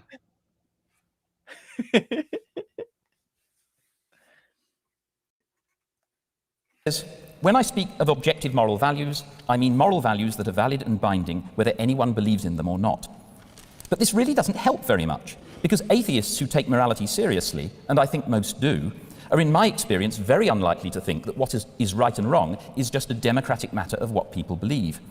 Utilitarians, for example, will say that there is a standard of morals which is independent of our beliefs. People might universally believe that beating children is a good thing, which increases the sum of human happiness or whatever, but be wrong. Kantians, likewise, have a standard of moral right and wrong, which appeals to a rational judgment of what can properly be universalized. There's no democratic assumption that we should just conform to the popular view. And yeah, and I would say further that so an ethicist would split sort of ethics into, you know, society's morals kind of thing, or group morals kind of stuff, and your own moral standard is your own moral standard. But I think he's using them sort of interchangeably, which is fine. That's fine. But sort of, even if I have a different moral stance than the people around me, right? If I go, oh, well, actually stealing is fine, because, you know, that's totally fine. It still doesn't change the moral standard of a society or of a group. It doesn't. Like, you are not going to be able to do that just by changing your mind. So it relies on something other than your personal opinion. So if you're ever talking to a Christian, they say, well, you know, your morals are just personal opinion. No, absolutely not. Especially ethics or the group morals of a society. That is not personal opinion, because I could change my personal opinion. The morals of that society would not change in the slightest, that it's wrong. Sorry. Humians, who base morality on natural human sentiment, are happy to acknowledge that morality can be warped, most notably by religious dogma, so that a correct judgment of virtue and vice can be different from that of the religious majority. We'll be returning to this as to Bill's other arguments that I haven't addressed yet, but I'd like to end with a challenge to him. To both. Ooh, a challenge to Bill. Can Bill rise to the challenge? You know, I see Bill as he's good on his subjects that he has done a million times. I don't think he's that creative a thinker during a debate. I haven't seen any of his rebuttals really come up with anything new.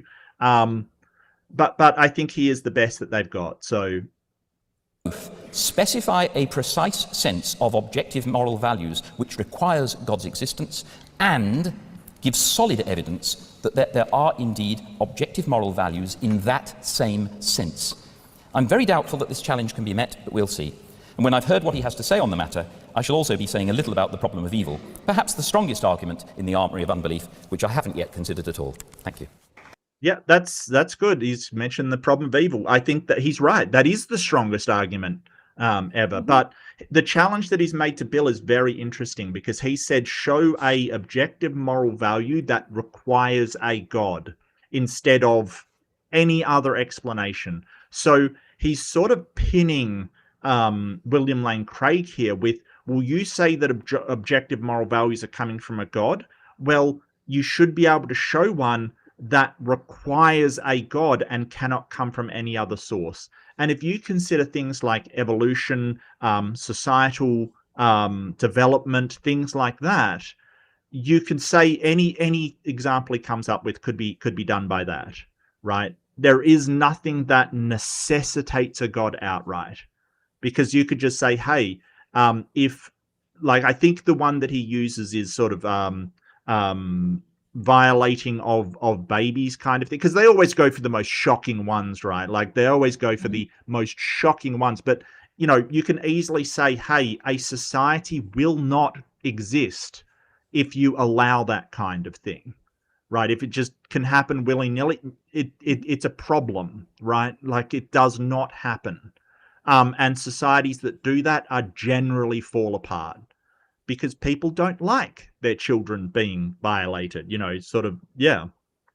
Yeah, if your civilization does that, then they will go up the coast to go live with the next culture that doesn't do that. Yeah. And you'll find yourself depopulated in fairly short order. Mm-hmm. And people, humans, have a sense of empathy, and that empathy is not... Like, you know, when we talk about empathy, and I want to, okay, I'm a bit ranty today, admittedly.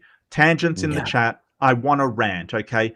I really dislike, and I really want people to push back against this idea that empathy is just an ideological thing. It's just a wishy-washy thing that we've made up, that we want to, like, spread and stuff. No, it is a actual human sense and reaction, like a lot of the physical we have physically been able to map empathy to our mirror neurons, and they trigger and fire, giving us the same. We've actually mapped it to a actual biological process. It is not just some ideological thing that they're saying, oh, it's just something we've made up to make ourselves. No, we didn't make it up.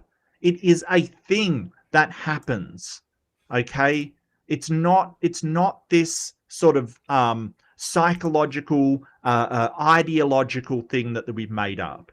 It is literally a neurological process. And it really needs to be pushed back on when people try to color empathy in that way, because it is not just an ideological thing. It's not a stance. It's not a position. It's not subjective. It's not any of those things. It is a neurological response to seeing other people and, you know, encountering other people and other people's emotions. So, you know, and that's something that in that Wilson debate, you know, oh, it's not a thing. Like, but one thing that I noticed that I wish I had kept on was I started to explain how empathy worked in terms of the neurological triggers, and he just cut me off because he didn't want to hear that. But that is the case. It's not something that we've made up. Yeah, absolutely. Yeah, absolutely. And empathy is in dogs, other monkeys, you know, cooperative behaviors. And the more a species is social, the more empathy they will display. Right? It's incredibly useful socially, that and reciprocity. So if we base morality on these things, we're not basing it on our own perceptions, right? So if your base for morality is empathy and reciprocity, like treating people fairly and feeling the same thing that other people are feeling, it's not a subjective, well, I mean, it is subjective, but it's not a sort of made up imaginary thing like they're trying to say. It's based upon something very real, physical, that we have sort of pinned down to the neurological process that happens.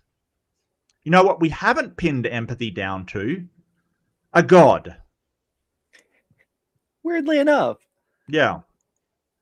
Yeah. So I want you to hear this this guy just for a second, because he's got the most amazing British accent.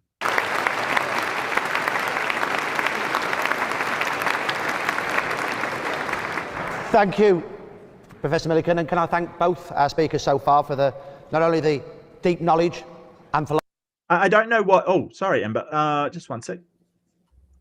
I don't know. Like, British accents are very varied, and I don't know what part of that is from. Lynn could possibly tell me, but I don't know. That's awesome. Like we're currently doing a D&D campaign with Ember and Lynn. And Lynn's doing a Scouser accent, and it is amazing. It's just amazing. I got to say that. Big shout out to Jess. See, I'm unsophisticated. I cannot tell you the difference between really different ones, like a Yorkshire accent versus okay. What are the dock people called? It's not important. A few of those, yeah, but like Londoner versus Cornwall, no fucking idea. Yeah, and Aunt Jo makes a good point. My cat has no empathy. Cats are less social than other social animals. They're I mean, it's not like they're antisocial. They're definitely social animals, but a lot less social than, say, dogs or humans or, you know, any of those things. So that makes sense. The more social something is, the more empathy it will have. And generally, solitary hunters won't have a lot of empathy. But, you know, something like wolves, which are not solitary hunters, they will have a lot of empathy, which is probably why we Cockney? Yeah, probably. Cockney, that's what I was thinking of, yes. Hey, Governor! There's another dimension to empathy too, right? Like, there are creatures who are very, very social, and so they'll have empathy within their own group, but nothing for anything outside their group. Absolutely. I would include humans in that. Well, see, that's the thing, is like, there are, it maybe not on a societal level, but there are definitely examples of humans who will risk their lives to save a dog, you know? Yep. So it's you know what I find fascinating? Just tangents in the chat.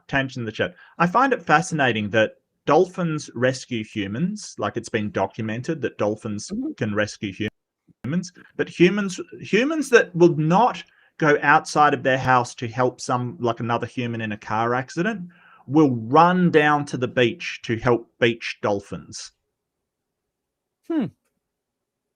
Yeah. It's weird, right? I don't know. I come from coastal areas. I don't know if you know this, but dolphins beach themselves, and people will come running from everywhere to help them. Like, they will come from miles away to help them. Interesting. You don't know that? Are you on the coast?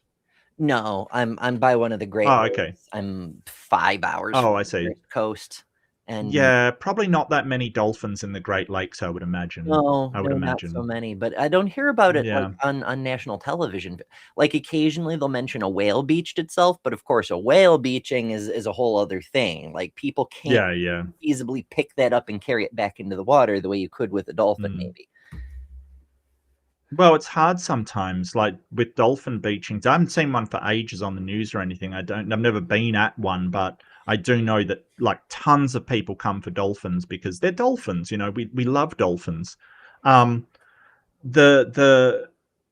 know, it's hard because they will sometimes, you get them out and they will turn around and come back to the shore. You know, like I don't know why, but there's been a lot of hypotheses. Like, the leader is just, you know, trying to beach and the rest follow them. There's been suggestions that it's, you know, underwater noise confusing them. There's been a ton of things. We don't really know why it happens. We don't know.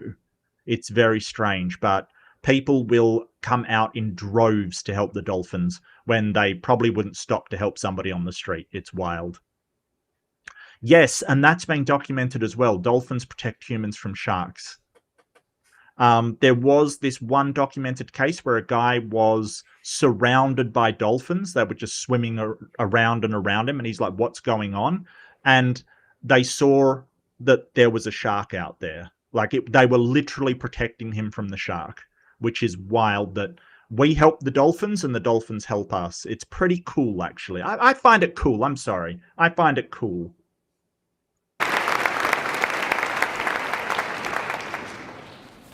You'll recall that in my opening speech, I said I would defend two contentions in tonight's debate. First, that there are good reasons to think that theism is true. Secondly, that there are not comparably good reasons. Okay, so now we have the epistemological skydiver. The skydiver, that is Bill. So wait, that bar's going down. It's going to go down.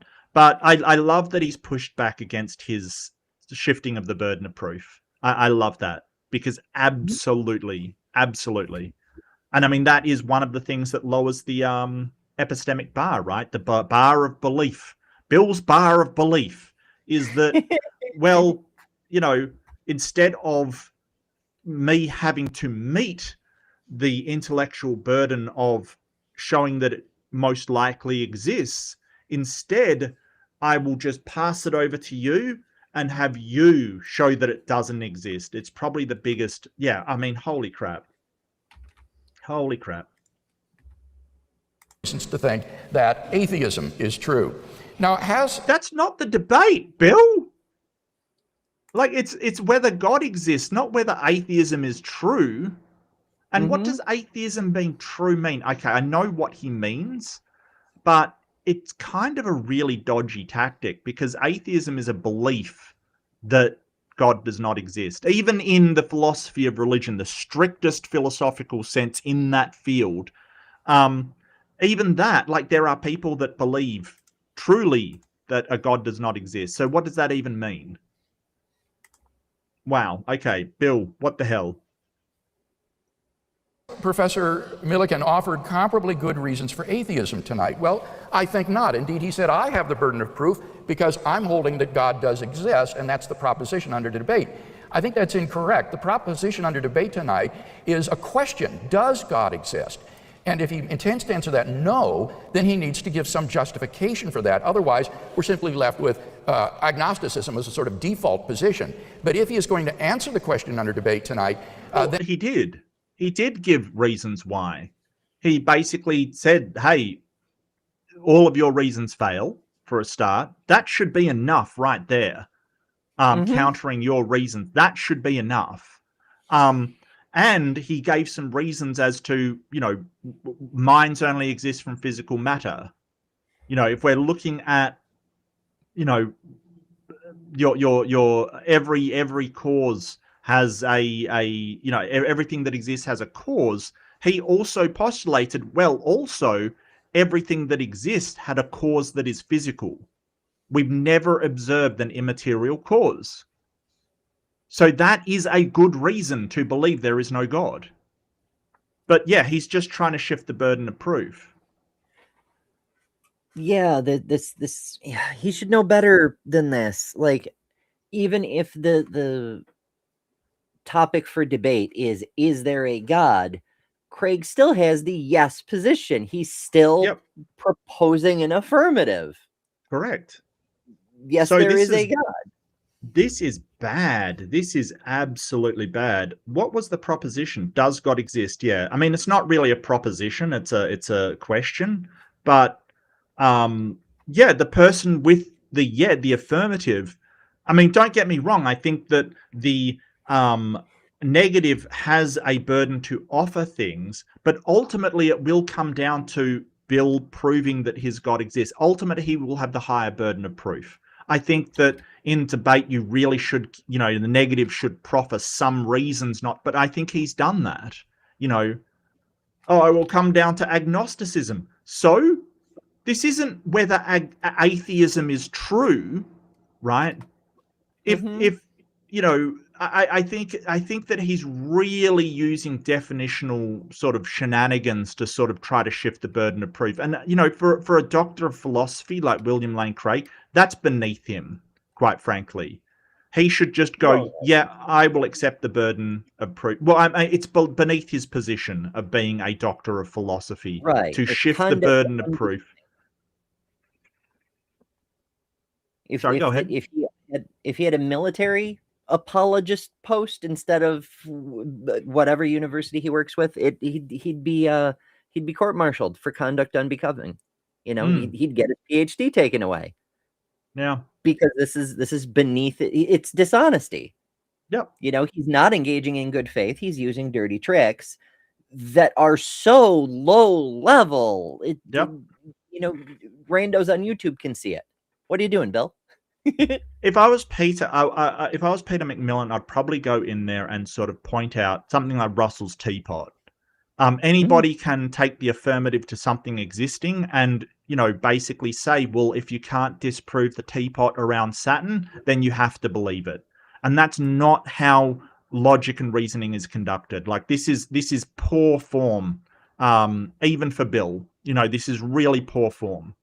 I would prefer to see him say, yes, I'm making the affirmative claim, but I have sufficient evidence, reasons, arguments to justify that claim, and give them, rather than this horrible position of, well, I say a God exists, but if you can't disprove it completely, then you should believe it too. It's bad. It's really bad. I'm actually getting a lower opinion of Bill after this, and I didn't think that was possible. My low bar Bill is my respect for Bill has just dropped. And he needs to offer arguments for atheism. Now, he suggests that children have a tendency to... He did offer arguments for atheism, Bill, where you're not paying attention. He actually did quite a few of them. However, you ultimately, on does God exist as the affirmative, as the positive position, have the burden of proof, ultimately. And yeah, I would agree that if he did nothing but say, hey, his arguments are wrong, don't believe him, it would be a bit, that would be a bit lacking. Gotcha. But he did actually give some arguments. But, this whole thing of, like, why can't you just accept the burden of proof? And I must remind you that the question on the docket is not whether atheism is correct or atheists are correct. It is, does God exist? And you took the yes, and he took the no. The burden's on you. Personalize things, that religion is a cultural phenomenon. And as he anticipated, I was immediately going to say, but as an argument against the belief in God, as a claim that means the proposition God exists is false, this is clearly the genetic fallacy. But he responds, well, I'm not saying that that belief in God is therefore false. He's saying it just shows that if some method leads to conflicting beliefs, then it can't be relied upon. Well, let me comment in two respects on that. First, there is no one method which is common to all religions, which leads to these conflicting beliefs. It's not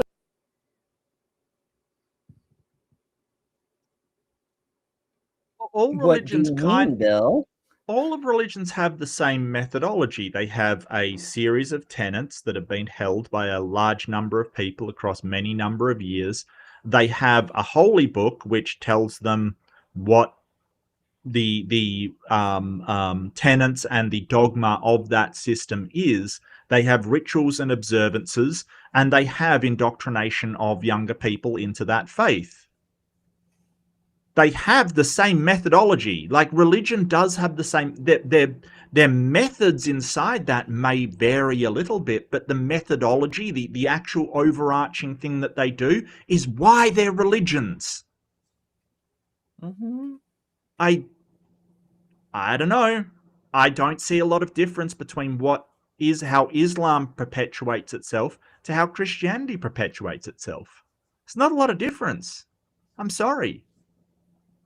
And it leads to, very varied results. So I don't know. I wonder if he thinks it's different from his own internal experience, because he thinks all the other religions have to indoctrinate children or threaten non-believers with violence to force them to convert or ostracize people if they give up their beliefs or whatever. But his faith is different because you feel Christians do that as burning in well. the bosoms. But Christians do that as well. They do, but Bill's version is all about burning bosoms. As though the diversity of religions leads to the inadequacy of some one method for inferring. I'd like to know what that method is if he thinks there is one. I just went through it. I just went through it. Like, he can do that. But secondly, and more importantly, my method this evening is logic and evidence, plus personal experience. So it's the same sort of evidence to which he would appeal to. Personal experience. Yes, anecdotes are where we're leading today.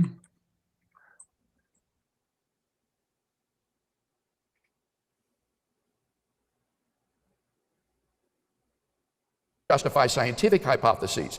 So I don't think that consideration need concern us tonight. We're on the same playing field using the same method, logic and evidence.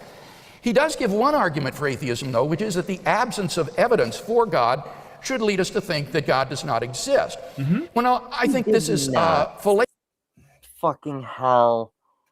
So he implied that there are certain areas in which evidence might be expected if there were a God, and it's found lacking. He did not say the absence of evidence is evidence of absence.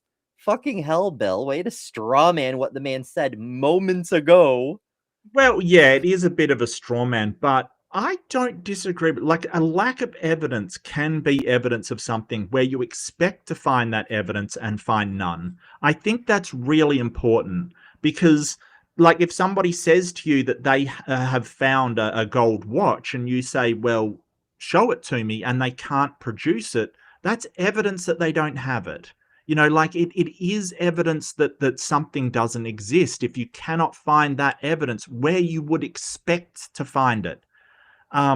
So yeah, you know, if you basically predict tectonic and then you don't find anything of the sort where you look, then that's good evidence against that prediction, right? Like that is something, you know, because you can say the same for Bigfoot, right? We find no evidence of Bigfoot out there.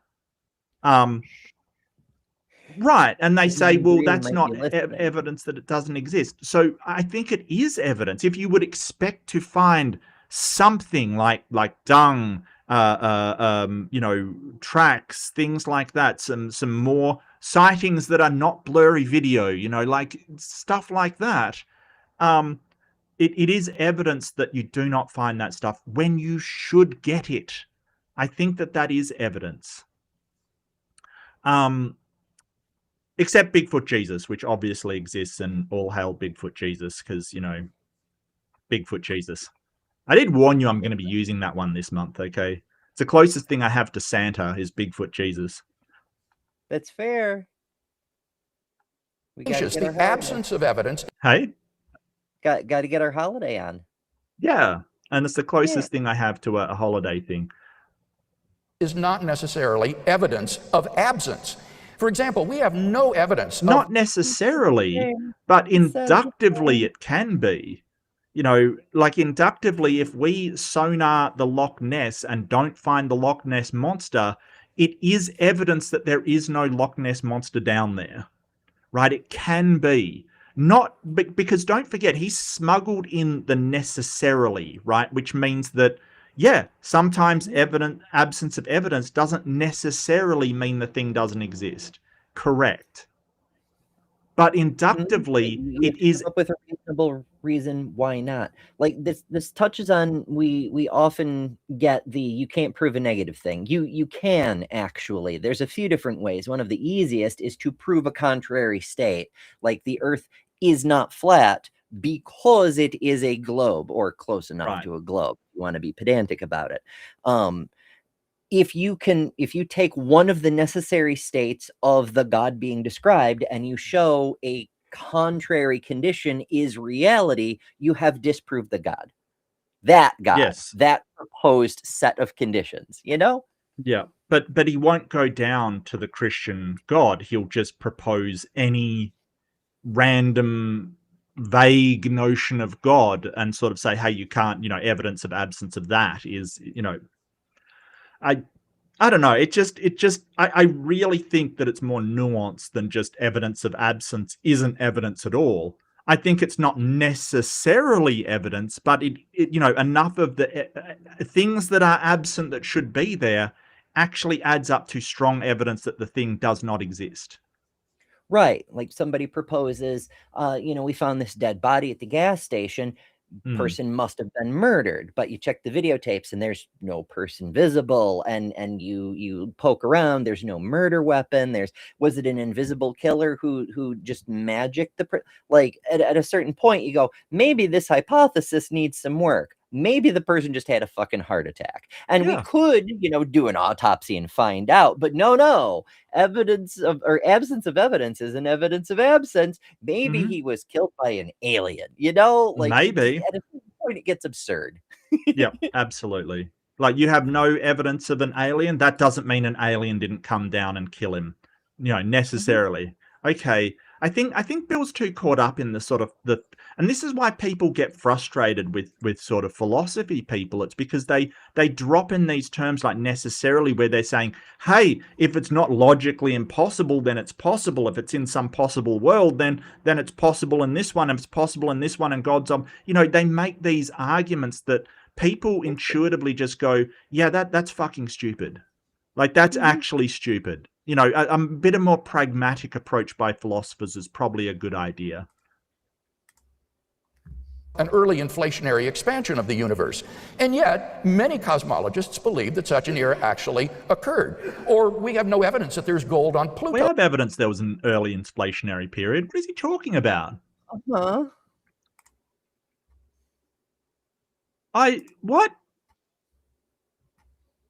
What? I don't know. He doesn't understand the subject well enough to land his point That's on it. true. Like, That's true. We don't have direct observational evidence. It's entirely models and math.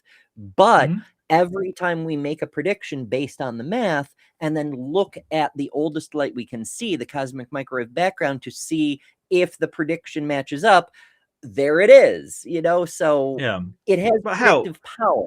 Even though we can't observe it directly. Yeah. The entire field of physics is models and math. That's basically what it is. Like, that's how we, calculate what happened in the past, is by modeling them and using math to predict what the outcomes will be. So, yeah, Bill, we have evidence for the early inflationary Bill.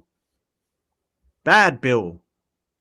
Stop. I would have thought he'd learnt from his debate with Sean Carroll that he should stop talking about, astronomical and cosmogony and cosmology that he doesn't 100% understand.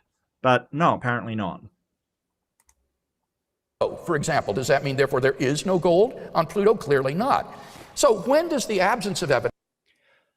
That's such a fucked up argument. Like, we don't have a good reason. Like, everywhere we look, right? We check on the moon, we check the fucking atmosphere of Venus, we check the chromosphere of the sun, we check every other star we can get a spectrum from. There's gold everywhere. It's in small quantities, but it's around. So based on that, we would need a good reason to think there isn't gold on Pluto. Right. Because it would be the only place where there isn't any, apparently. But that's like, but what we don't, but he's making a false analogy, because he's trying to say, well, it's like God, but with gold, we look around and we find it places. We find it on the moon. We find it here. We find it there. God, we look around, we don't find it at all. So it's not a good analogy, because, you're basically saying, well, we look around, we don't find God. There's no reason not to think it's on Pluto. Wow, that is 100% a false analogy, because it is not analogous to what you're comparing it to, because we find a lot of evidence of gold being everywhere. We don't find evidence of God being everywhere. That's the problem. count as evidence that something does not exist? Well, it would only be in the case that we have a situation in which if something did exist, then we should expect to see more evidence of its existence than that which we do see. For example, the absence of evidence for a planet between Venus and the Earth is good evidence that there is no such planet. Now, apply that to God. The absence... Yes, let's do that. Yes. The absence of evidence that there's a... Sorry, what was his argument? That an absence of evidence that there is a planet between Venus and Mars. Sorry, what was that? I do apologize. I was looking at chat. Then we should expect to see more evidence of its existence than that which we do see. For example, the absence of evidence for a planet between Venus and the Earth is good evidence that there is no such. Yeah. Yes, I agree. Where is he going with this? Because he seems like he's sinking his own argument. Planet. Now, apply that to God. The absence of evidence for God's existence would count as evidence against God's existence only in the case that if God did exist, we should expect to see more evidence than we do see. We would expect to see more evidence than we do see. Uh-huh. So is he basically... Oh, he's appealing to divine hiddenness. Okay, so this is the pivot. Okay, so he's just basically said absence of evidence isn't evidence of absence, right?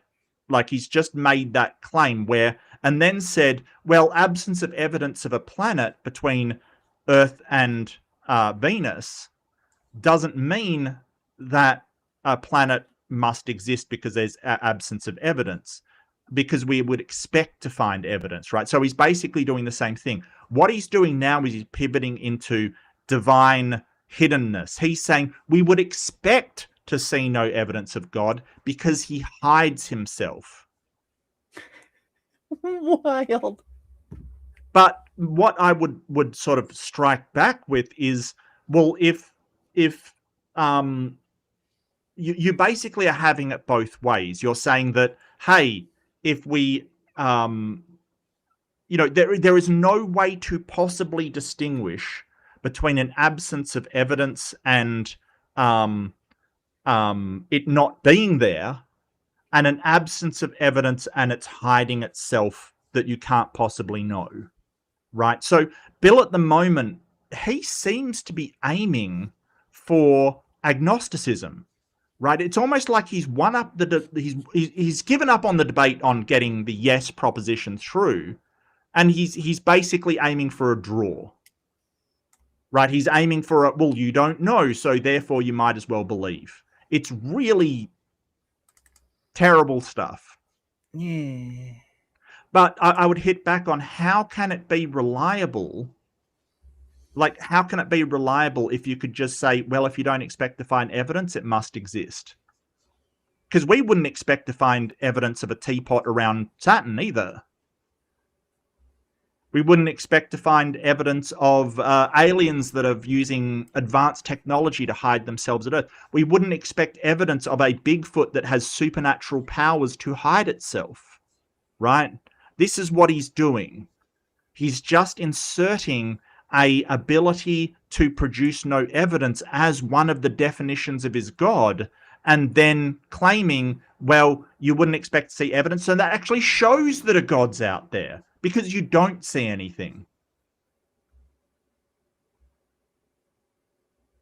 That's my prediction. That's where I think he's going. And in practical terms, what that means is, if God exists, should we expect to see more evidence of his being than the origin of the universe out of nothing, the exquisite fine-tuning of the universe for intelligent life? I don't think you've proved any of that, Bill.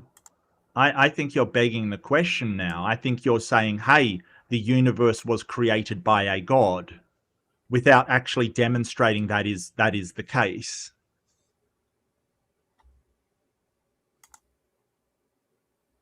The apprehension of a realm of objective moral values, the resurrection of Jesus of Nazareth from the dead, and the immediate experience of God? Well, I think the answer is obviously not. So to carry this point, Dr. McMillian needs to prove that it is highly probable that if God exists, then we should have more evidence of his existence than that which we do have. And I think that's sheer speculation. So we haven't heard... Well, in your book, God was going around showing himself to everybody, and miracles are plenty, like all over the place. So I don't know why we wouldn't expect more miracles, but it seems like the further we go along ability to investigate these claims, the less miracles seem to occur. So I don't know.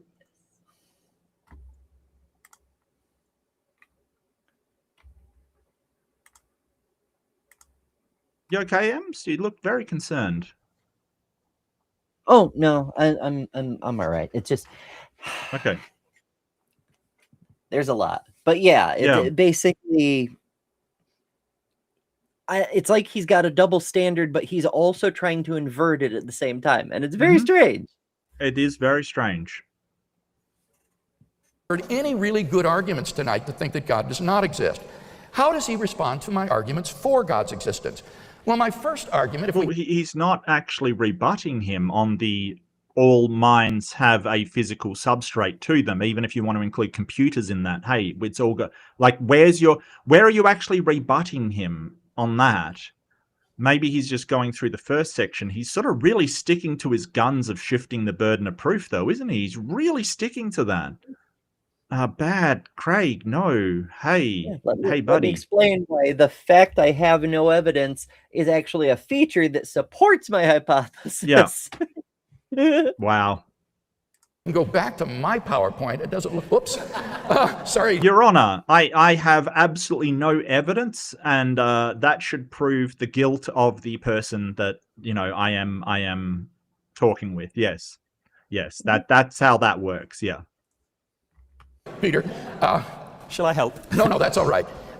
My first argument was based on the origin of the universe. Oh, what a guy. He's helping out his opposition. See, I like this stuff. It makes me feel good. Like, he's like, oh, I can help. He's probably, he's a professor. He probably works there. Where was this? Do you know?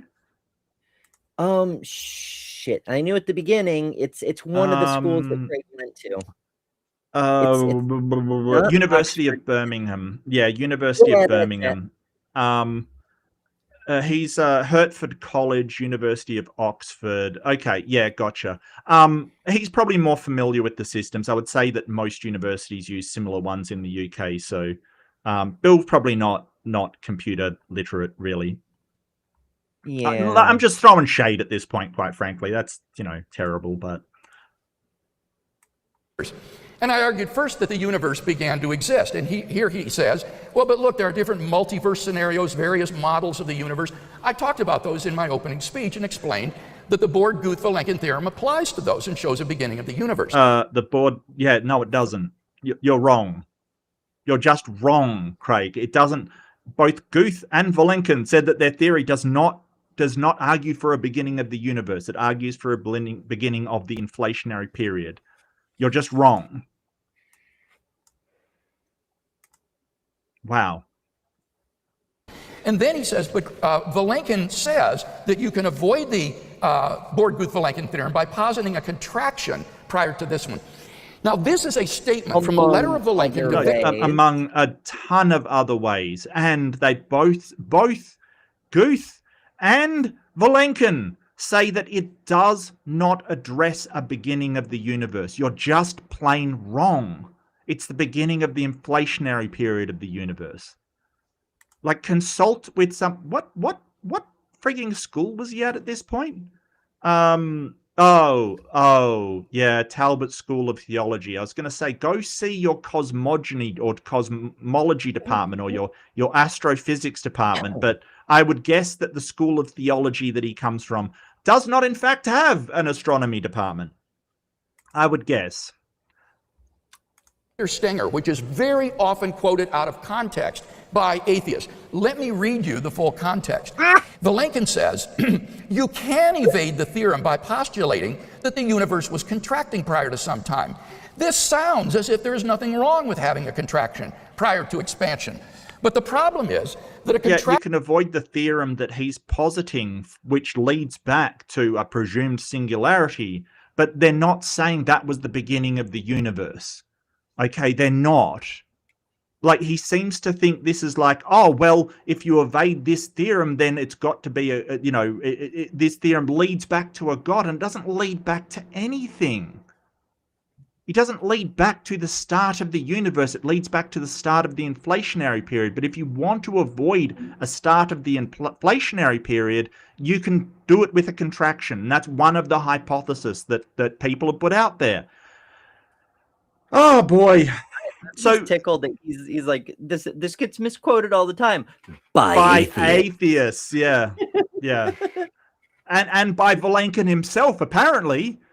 Yeah, because heaven knows that the apologists never misquote or cherry pick or no. But he's misquoting Vilenkin right now out of context.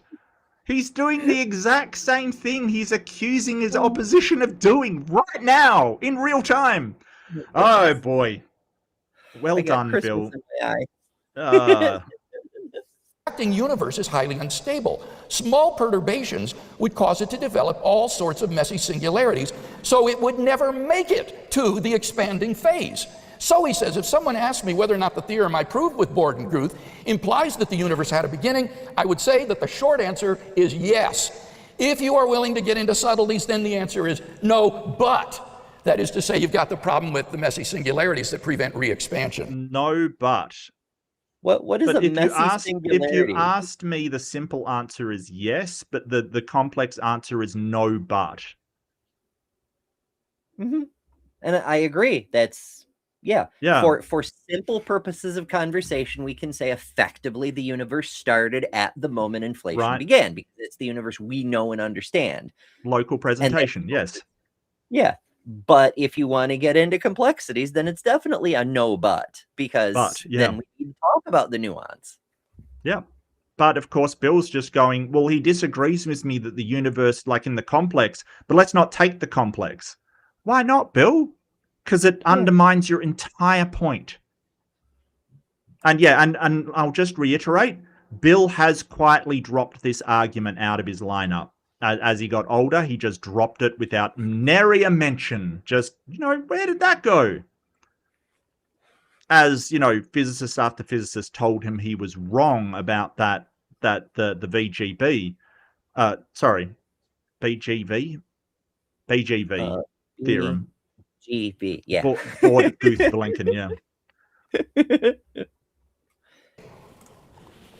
So, in fact, the Bordenguth-Vilenkin theorem does imply an absolute beginning of the universe. Dr. Millikan says, but we need a quantum theory of gravity to describe the early universe. The Bordenguth-Vilenkin theorem is independent of that. Vilenkin says, the remarkable thing about this theorem is its sweeping generality. We did not even assume that gravity is described by Einstein's equations. So if Einstein's gravity requires some modification, our conclusion will still hold. So it isn't affected by having a quantum gravity description. Here's Vilenkin's conclusion. It is said that an argument is what convinces reasonable men, and a proof is what it takes to convince even an unreasonable man.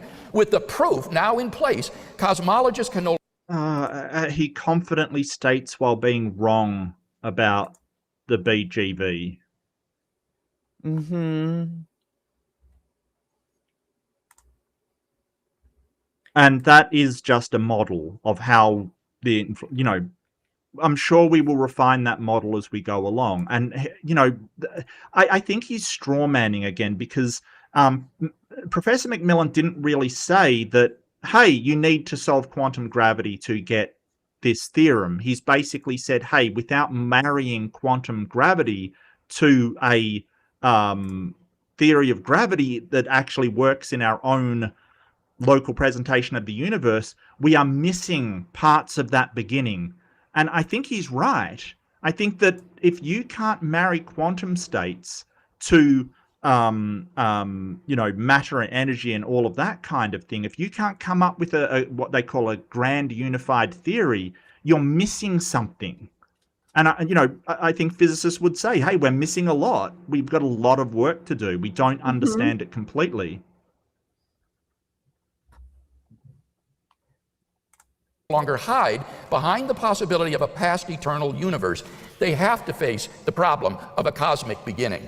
So no, they don't, because when you say eternal, You're talking about time being linear and a static amount over an infinite amount of this time, this static linear, and that's not how physicists are looking at time.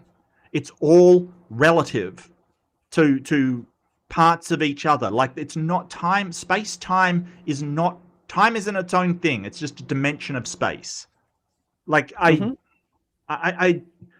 he thinks in a way that is really back from Aristotle's days and applies it to physics that is cutting edge. And the two things do not marry up with one another. They don't.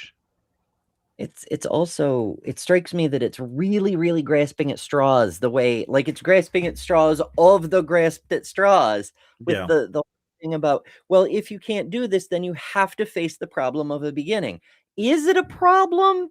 I don't know that it necessarily, if we find out there is a beginning, cool, we've learned more. In what way is that a fucking problem, Bill? What way is that a god? It's wild.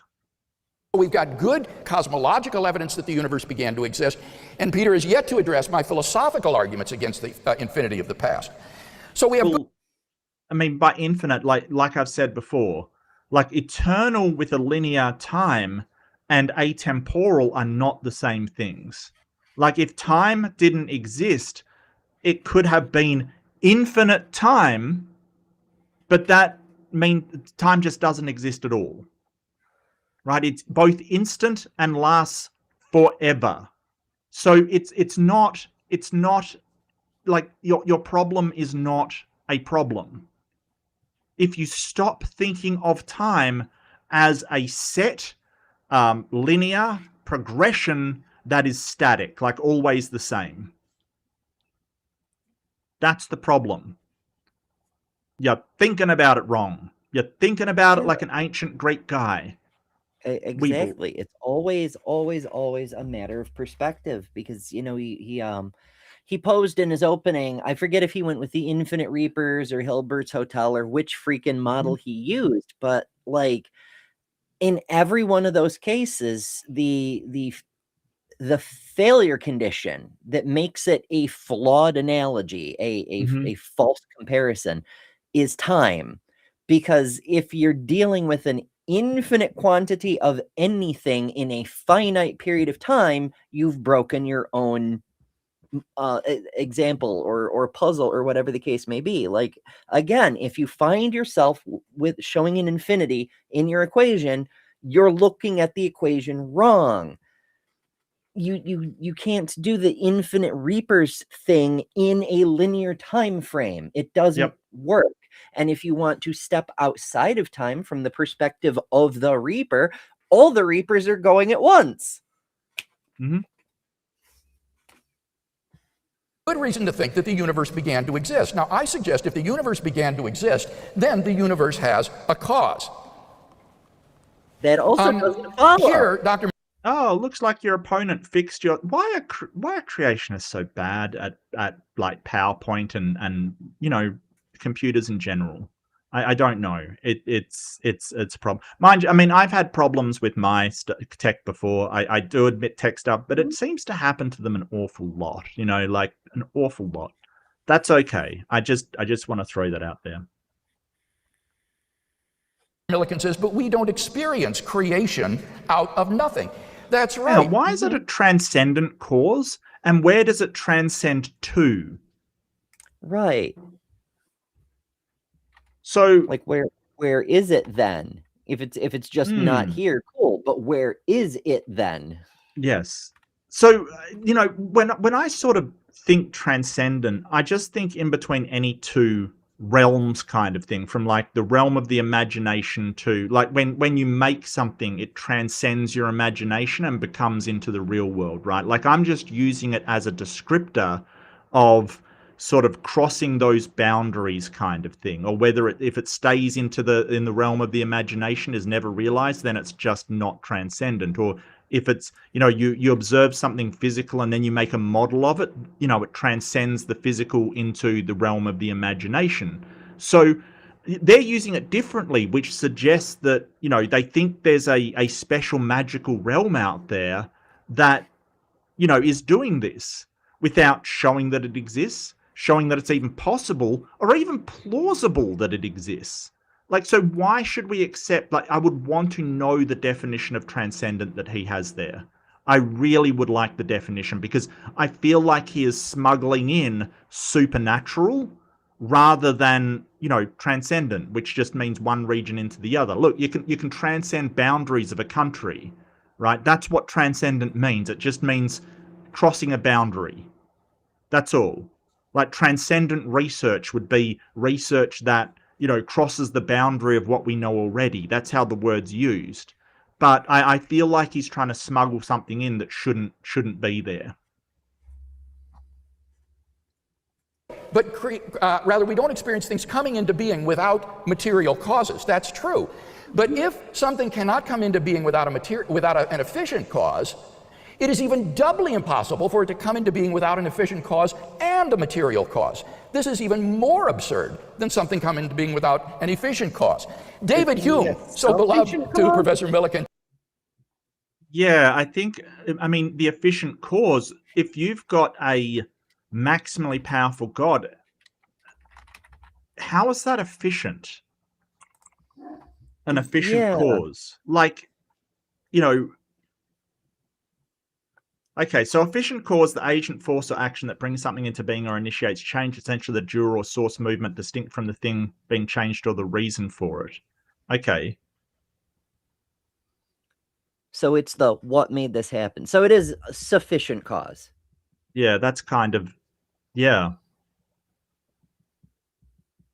I wonder why the change in term. Let's see, an example. So the efficient cause of a table is a carpenter. Okay, so it's not just the sufficient cause is a explanation that explains and could be verified. It could hold up to scrutiny.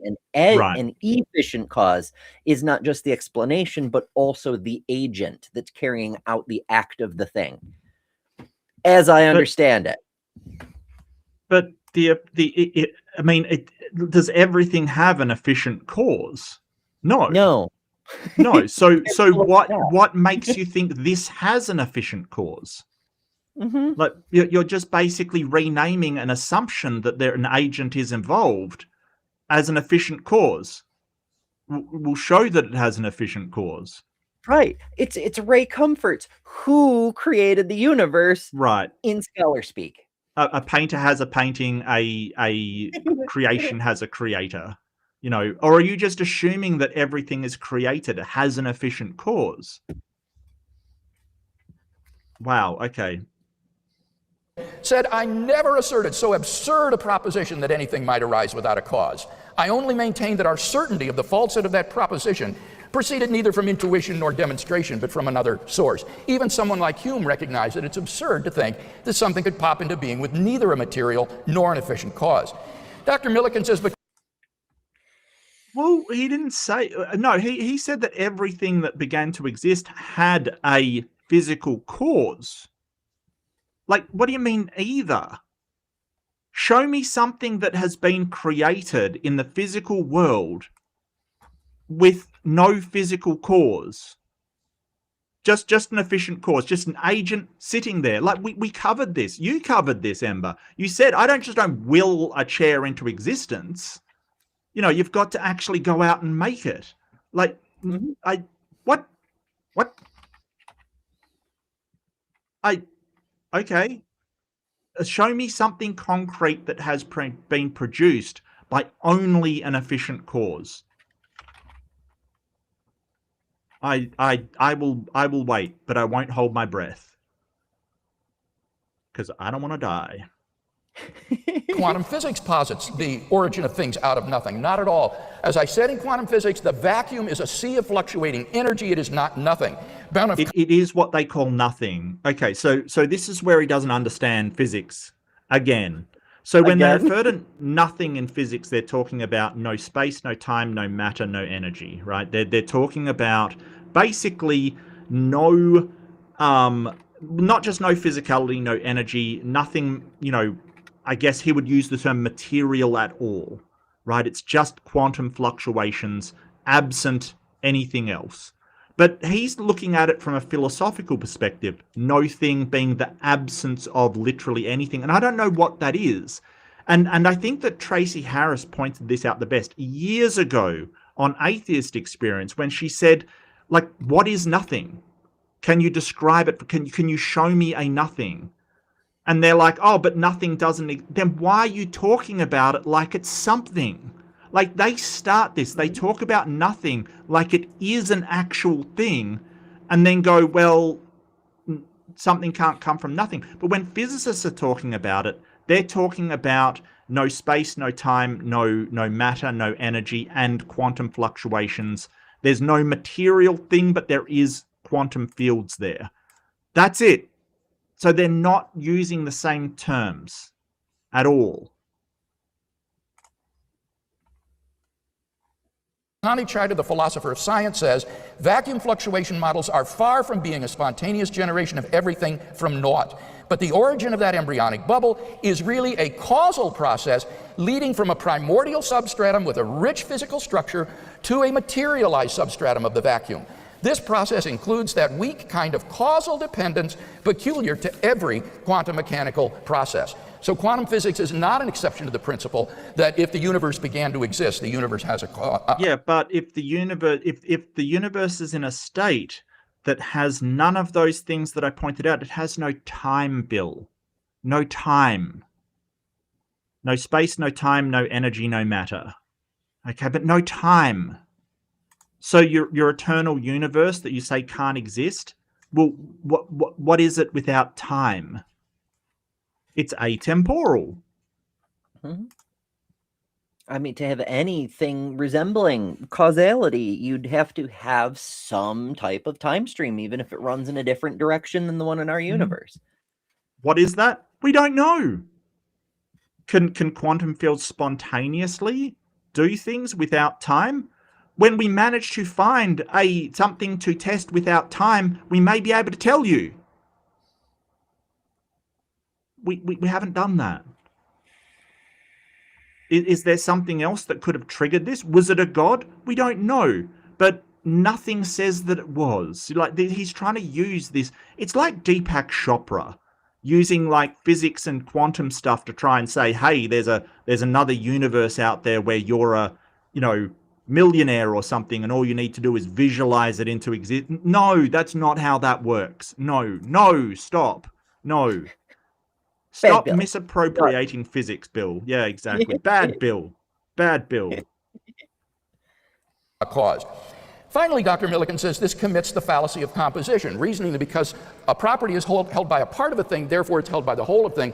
The argument isn't reasoning from composition. It is. I'm not saying because every part of the universe has a cause, the whole universe has a cause. Rather, what I'm saying is that it's metaphysically absurd to think that things can pop into being out of non-being. Think of what non-being is. It has no powers. It has no properties. Bill, you were just saying that's a thing you believe happens. And also, you can't just hand wave and say it's absurd to say. You have to show why. Argument from what incredulity. Are you doing? Yeah. and it may be counterintuitive for that to happen. There's so much wrong with this. There's so much wrong with this. Like, nothing isn't the nothing that you're talking about. You've made a false analogy, or rather, you're misunderstanding. You're conflating terms. Rather, you're conflating terms.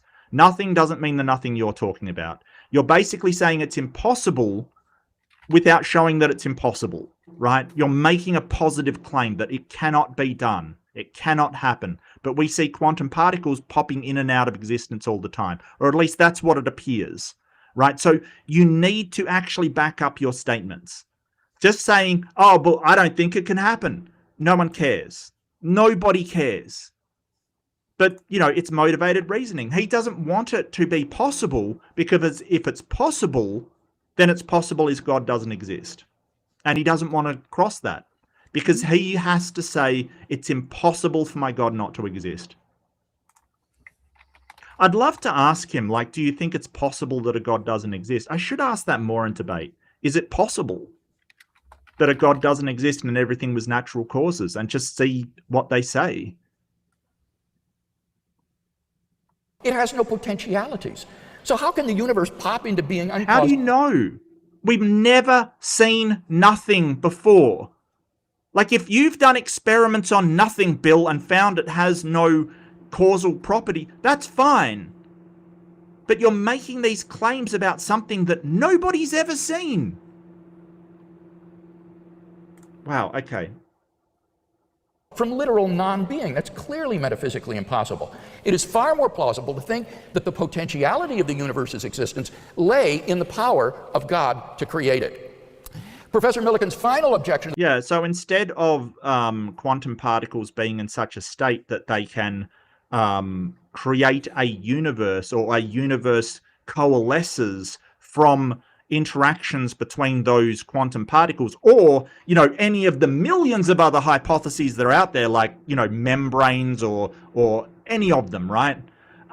No, it's much more likely that a magic man spoke it into existence. Mm-hmm. Yeah. The Kalam argument is that there is no such thing as an unembodied mind, so that it cannot be a mind. However, my argument is an argument for the existence of an unembodied mind. There must be a cause of the universe. But it cannot be material. It's not an argument for it, as in there's an argument for it. It's an argument saying, well, my argument proposes the thing. Yep. So that is, since my argument I believe is true, that would mean that the thing I'm presupposing to make it possible must be true. Yep. It's not even circular. It's a backwards flat tire. But it's like the other Professor McMillian is using induction, right? What we have seen. And the stupid thing is that Bill relies on induction himself to say everything that exists has a cause, right? That's inductive. Okay, like if you're not using induction for that, you know, you can't say, hey, because we've seen everything that exists has a cause of why it exists. You know,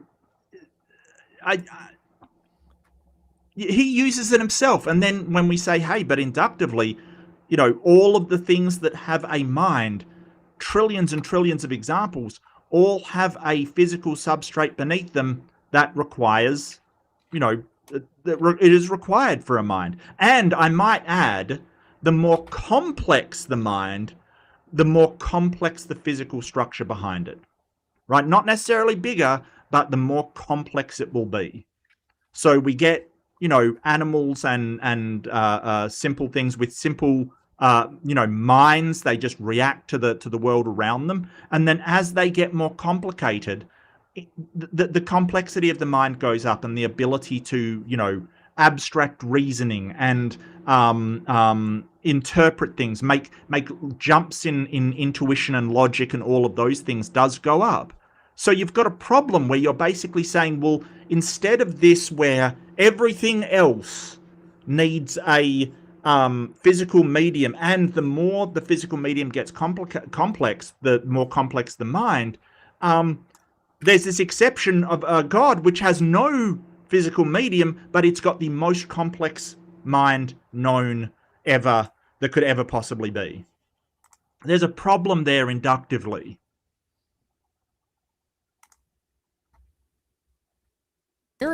So it's either got to be an abstract object or an unembodied mind, and it can't be an abstract object.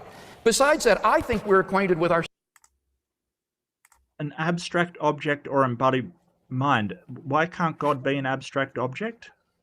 Or is he talking about the cause of the universe? I mean, I this strikes me as like false dichotomy flavored. Why does it have to be that? Why does it have to be any particular thing? If you are positing that it's something resembling a cause, as we understand causes, that exists outside of our entire frame of reference for understanding anything, why does it have to be abstract or a mind? Or what basis are you trying to conclude that it has any characteristic you can even conceptualize in the first place? Yeah. It definitionally, by any metric, any reasonable standard of evidence or rational thought, you would have to just go, I don't know, and I have no way to know. Mm. That's, yeah, fair enough. Ourselves as immaterial persons. Reductive materialism doesn't work because material properties are not the same as mental properties. For example, the brain is not jubilant or sad, and Yeah, but it produces chemicals which make us jubilant or sad. Like, you know, people have come up with substances that can make somebody very jubilant. Mm-hmm. So, if that, wow. Like, I feel like there's something here. Like, he's basically saying, hey, the brain can't be jubilant and sad, so it can't be the origin of jubilance or sadness. It's like he's doing the composition division fallacy again. Yeah, because, like, I mean, yes, we respond to external stimuli, Right. but our qualia, our experience, which is where any of those things make any fucking sense, is internal. Yeah.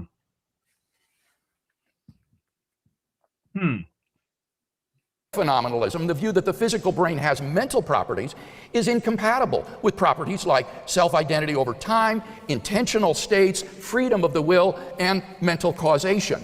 And so I think the best view of human beings is some sort of substance dualism interactionism, that we as immaterial agents are linked with physical bodies and have the ability to cause physical effects in the world.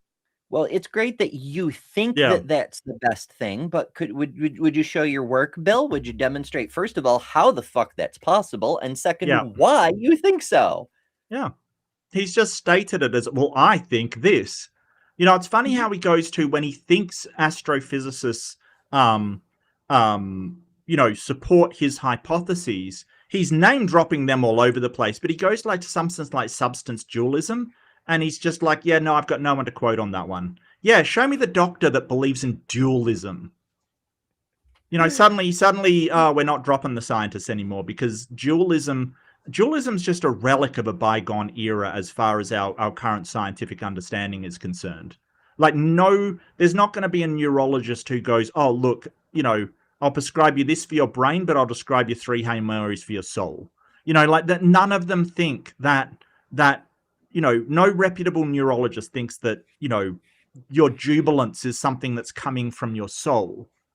Because they understand that, hey, the reason why you might be depressed or manic, say, is a neurochemical reaction within your brain in response to stimulus from the outside world. Like, we understand this. It's why we have antidepressants. It's why we have antipsychotics. It's why we've got mood stabilizers. And why they work. Yeah. So how do mood stabilizers affect your soul, Bill? Can you show me the science behind that one? You know, if that was the case, it should be that you know, Jesus' wafers should have the same effect, but I'm pretty sure they don't. Wow. World. And similarly, God can cause physical effects in the world, much as my mind or soul can cause physical effects in my body. And Dr. Millikan hasn't given any mind or soul. I would agree with mind. There's psychosomatic effects, sure. But soul? Yeah, has soul anyone is, like, could I so this is an interesting thing. People with prosthetics, people who've had amputations, people who were born with abnormalities or malformations or whatever the case may be, I guarantee you, all of them have at some point done their very best to will their body to be correct. And yet it never seems to work. I can't imagine how that's possible. Yeah, and there is, like, phantom pain, for instance. There's people who have had amputations will get a pain or itching or some kind of feeling from a limb that is no longer there. But, you know, we kind of put that down to the brain doing what it do. it's very odd the way that the brain works, because pain isn't coming from that center. Pain seems to come from your brain. Like, people have problems with their brain where they don't feel pain, they don't feel anything, because that part is switched off. So it's kind of weird what he's saying. It's sort of, well, there has to be a soul. Why? Everything can be explained through neurology. If the soul were real and it can have effects on physical reality, then why do we even have bodies? Why do we need them? I have no idea. Hmm. But to me, the soul is just redundant. Like, it's a redundancy. It's sort of like just a slapdash thing to say, oh, but there's got to be something extra after you die. Why? Why does there have to be? It's not a necessary contingent of being alive. I don't know why that has to be a necessity. Like, why?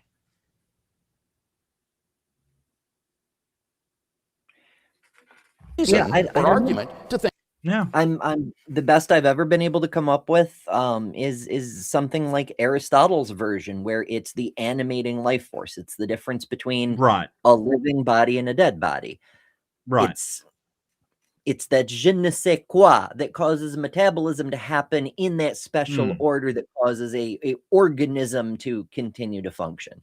But other than that, I mean, like, even if there were some kind of duplicate of ourselves that existed in a supernatural dimension that was like magnetically glued to the prime material plane, or however you want to interpret it, Sure. you don't need a special extra something, because if you want to hypothesize that you continue to exist in some form or fashion after you die, obviously that's not true, because we've seen dead people, right? Like, they don't continue to exist in that way with their personality and their mind and their memories and their ability to affect change on reality.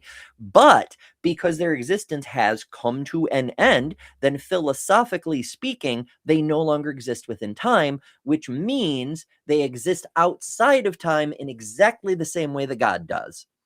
So you don't need a soul because they have exited time in the same way that God has. Well, I mean, people, when they died, they still exist as, like, the atoms don't go anywhere, for instance. The particles are just recycled into everything else. So it seems to be, to me, that what makes a person is the pattern in which their entire physical structure is made up of. And, but, you're never really gone, because the things that made up that structure are still hanging around. But it's sort of like, again, a composition division fallacy. It's sort of like, because the atoms have to last forever, the person has to last forever. And that's not necessarily true. If it is the structure, the pattern that you are in that makes you, then once that pattern goes, so do you. Just as, like, sort of saying, hey, you could rip up all the roads and put the dirt everywhere, the roads, the road network still exists. Well, no, it doesn't at that point. But there is something to say that things don't really begin or end, they just change state. And this life may just be a state where you are in a certain pattern and your atoms will continue to hang around and go into another state, like sort of collapse into another state. So what I'm getting to is that reincarnation has more evidence for it than God does, or a soul does. I think that this is impossible. So I think that the origin of the universe argument still stands and provides good grounds for thinking that there is a transcendent, personal, immaterial creator of the universe. Now, I didn't hear a response to the fine-tuning argument. With respect to the moral argument, he merely said that... Well, he did trot out a lot of arguments, Bill. Like, a lot of arguments. A lot. So, yeah. And I think this is what he was trying to go for, a shotgun kind of, scattershot. Oh, I'm going to trot out every single apologist argument, and if he misses one, I'm going to roast him on it. Come on, Bill, don't do this to yourself. Absolutely. He's familiar with Brandolini's law. He knows if he has 5 arguments that he's going to bring out in his 20 minutes, that's 4 minutes apiece, and it takes him 4 minutes to posit them. That means it takes longer than that to refute each one. Yep. And so there's no way his opponent could get to all of them. Right. Atheists don't say that moral values are arbitrary. Rather, we've got utilitarian theories, Humean theories, Kantian theories. The point is, all of those presuppose that human beings have some sort of intrinsic value. And that is what I see no justification for on naturalism. On naturalism, human beings are just slightly advanced primates. And I see no more reason to think on atheism that human beings would be doesn't he believe in evolution? I thought Bill was fine with evolution. So maybe this was before he accepted evolution, which, we are literally more advanced primates. Like, that is one description of us that could be accurate, more technologically advanced primates. I think he mostly tried to avoid the subject. I know he had tried to avoid the, maybe you're right. Maybe you're right. Yeah, no, he accepted the age of the universe and the Earth, but not evolution, right? He just doesn't know about that one. I think you could be right, yes. Yeah, which is fair. It's fine to be agnostic about how evolution works as long as you are on board with the fact that it does work, right? Like, I'm totally cool with a theist who isn't a biologist, and so therefore doesn't have the requisite understanding to get into the nitty-gritty of it, of just going, sure, evolution is how God did the thing. Yeah. Whatever. And fine. Cool. He is an evidentialist. He's not a presup. So, fair enough. Ninjesta for $2 wants me to sing, apparently. Well, for $2 I will try. Que sera, sera. Emergent properties will come and go. That does not rhyme to me, but I'll let it be. Thanks, Jester. Really appreciate it. Thank you. And yes, that is how horrendous my singing is. You're welcome.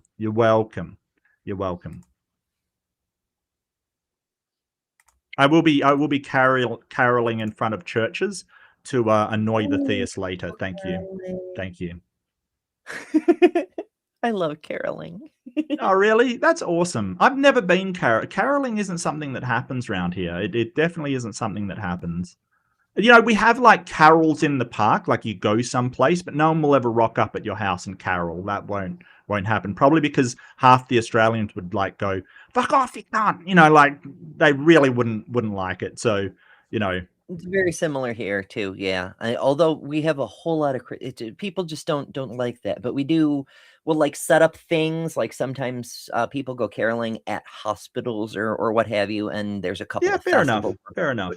I wish there were more. And people look at me funny. They're like, Ember, you're an atheist. Why Christmas carols? I'm like, because there's the tradition, and some of the music fucking slaps. You cannot tell me Good King Wenceslas is not a banger.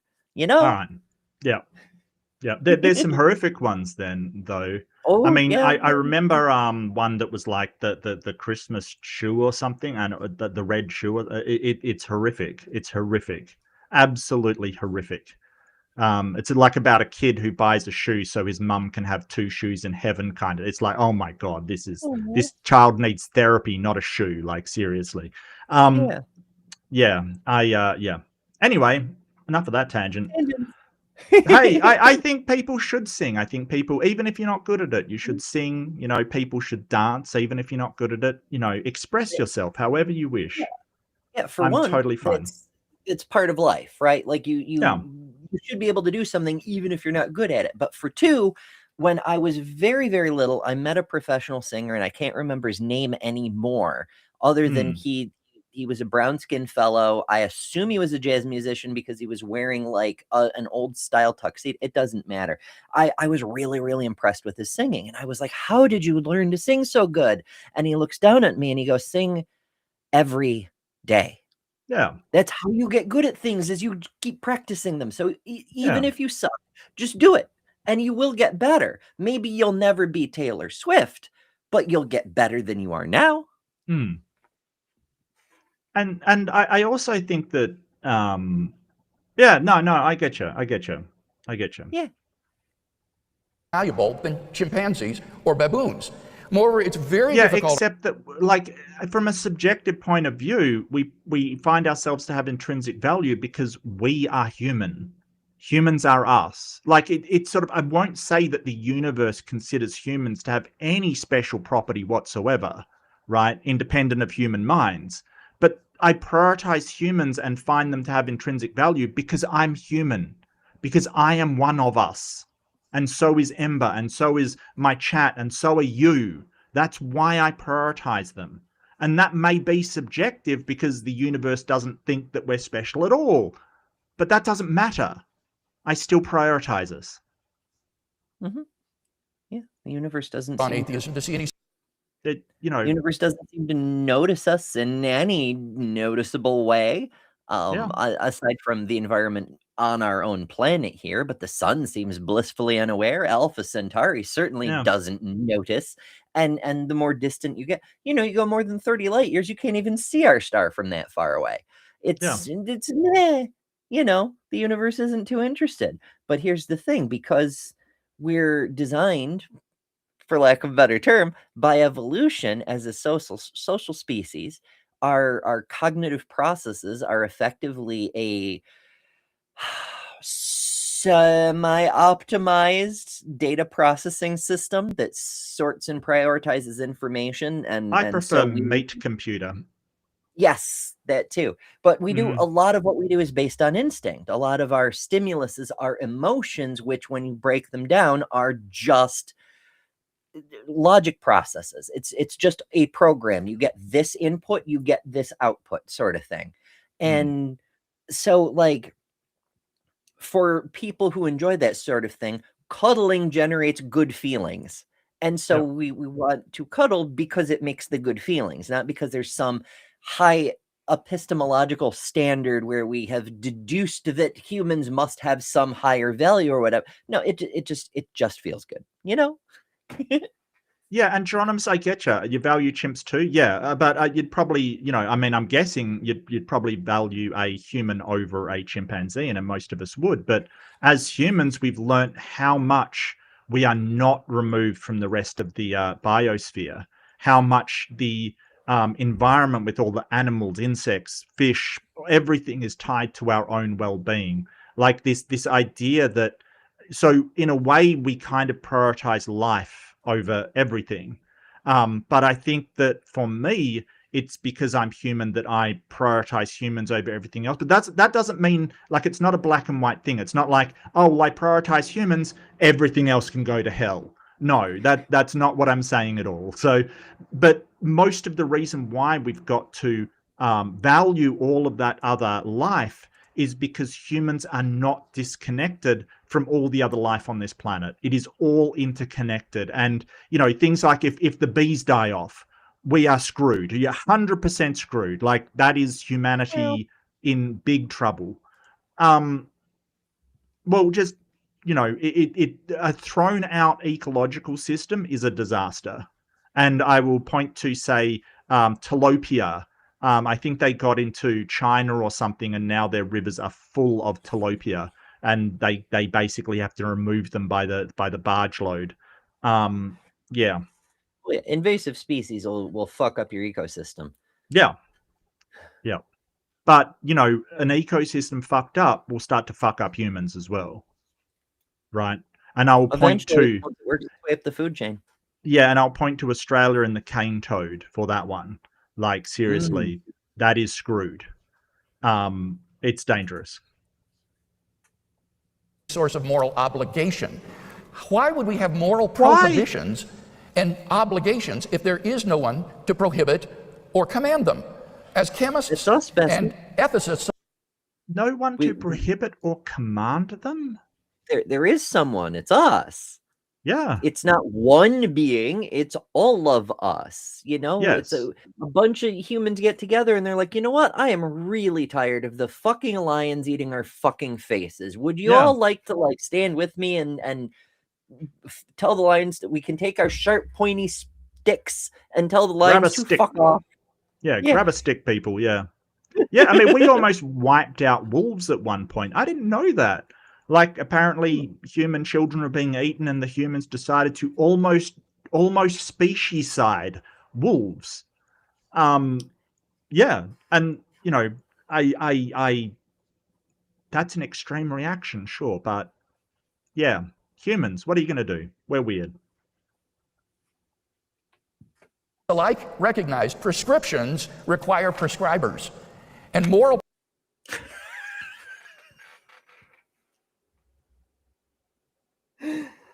Oh, fucking hell, Bill. It's like laws require lawmakers. Yeah, Uh-huh. they're humans. It's exactly the same argument. It's saying, hey, the speed of light is like a cosmic speed limit, which means there must be a cosmic emperor dictating what the speed limit is. There couldn't possibly be a cosmic traffic council. It couldn't possibly be the inevitable consequence of the interplay of all the forces that have anything to do with this. Right. No. There must be a lawgiver, and it must be only one. And it must be mine. My lawgiver. Yeah. prescriptions require a moral prescriber. Without a moral lawgiver, I think moral obligation is unintelligible. So if you agree with me that there are objective moral values, I think you'll agree with me that it's most no. I don't agree with that. And no, most people are they're tricked by theists by basically going, well, if there's no objective moral values, then you can just do anything you want with no consequence. And it's like, no, absolutely not. Just because there's no objective laws, like anything, an objective law that will put you in prison if you kill somebody, that doesn't mean that laws don't exist, right? Like that doesn't mean there's no constraints. It's so wild, but they want to frame it in this false dichotomy of, well, there's either objective morals or morals are just nothing that even affects your life. There's no reason to do anything. There's no oughts. There's no nothing. Nothing exists. So, which is sort of a version of moral nihilism. You know, there's the only two places you can be. And it's not like that. It's not like that. That's their own failure to understand. We see Frank Turek runs this one a lot. I don't think it's a failure to understand. I think it's preying on the... I think some of them are preying on the ignorance of people not to understand what morals are. You know, that hey, relative morals still are morals. Like there's still constraints on your behavior by how the society will impact you if you violate these norms. You know, I think that they just go, whoa, you know, if there's no morals, you can run around doing anything you want. Guess what, Bill? You can run around doing anything you want. There will be consequences for that. Plausible that God exists.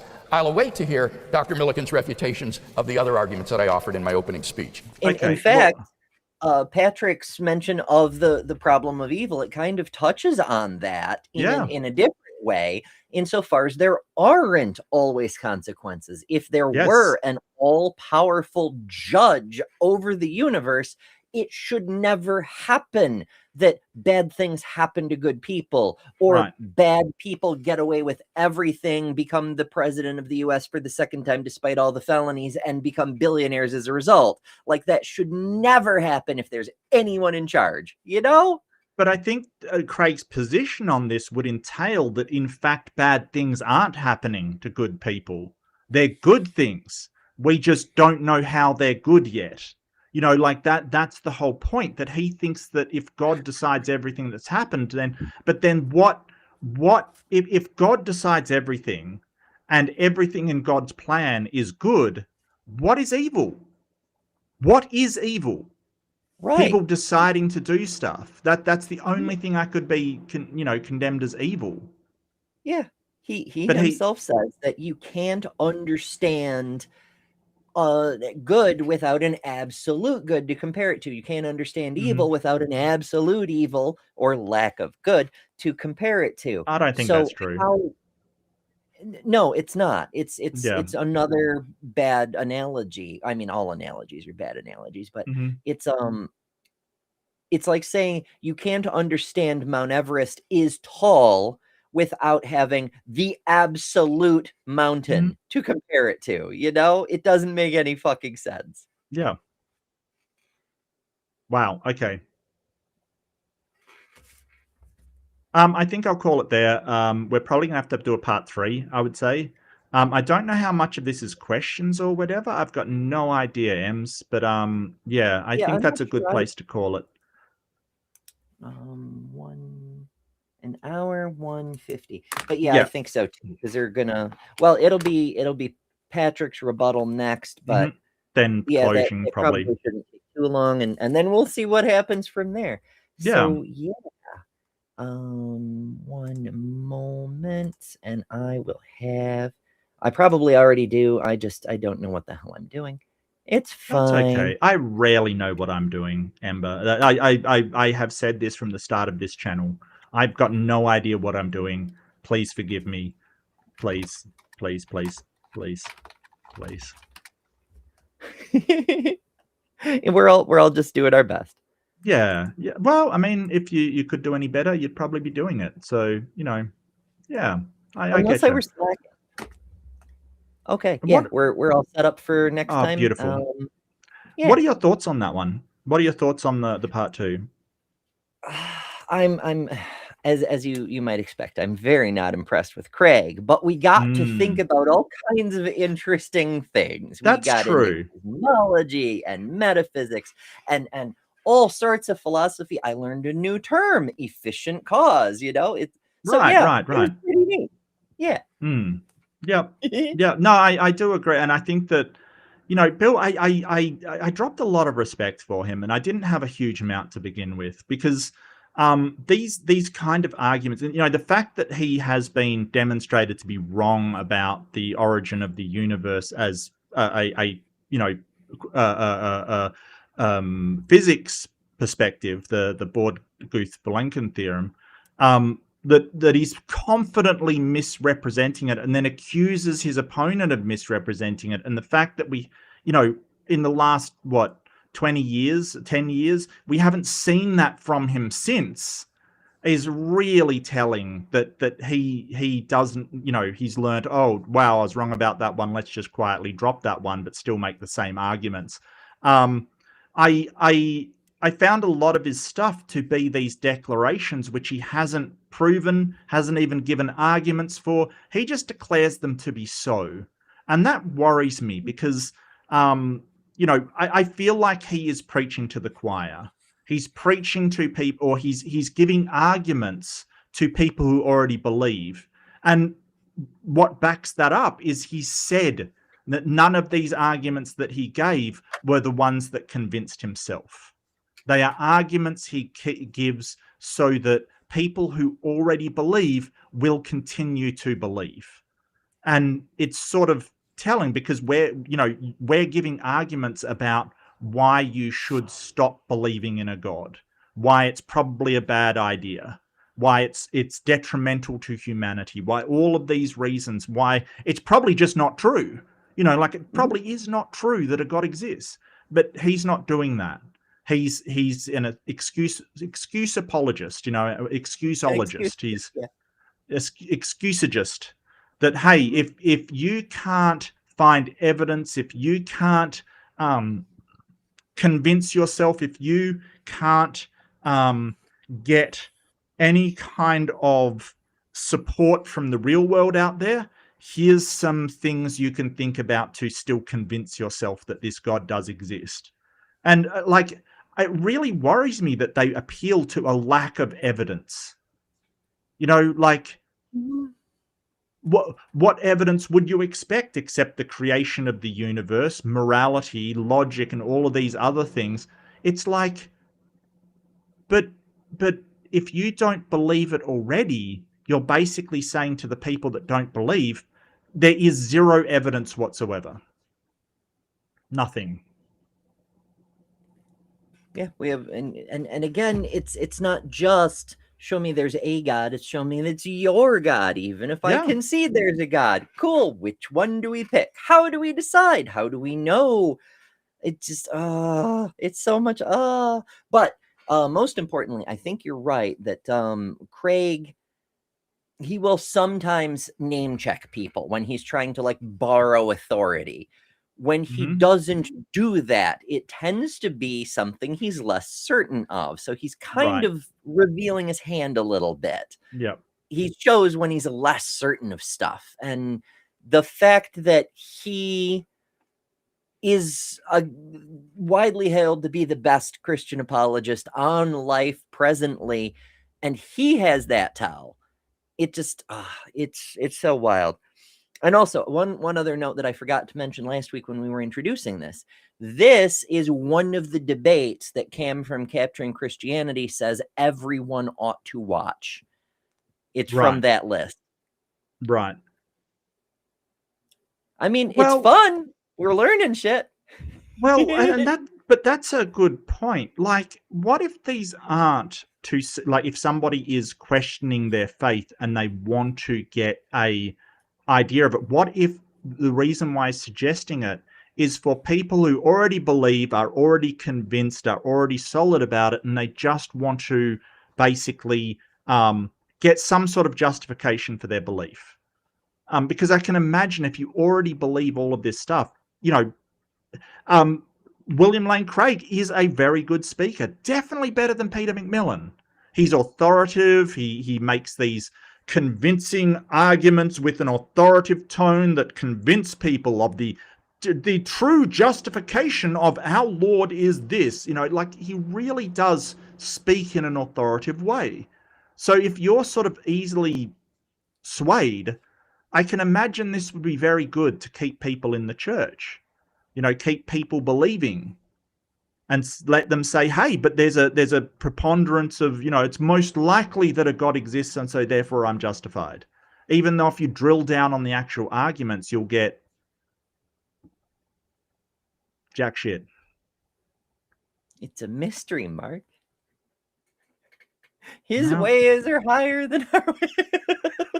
Well, I just killed the mystery cult. Well, I mean, Bill says that things that convinced him were Pascal's wager, which is a terrible reason to believe anything, much less a omnipotent, omniscient master of the universe. And what else was it? The idea that a God could love him. Bill that's Craig. Right.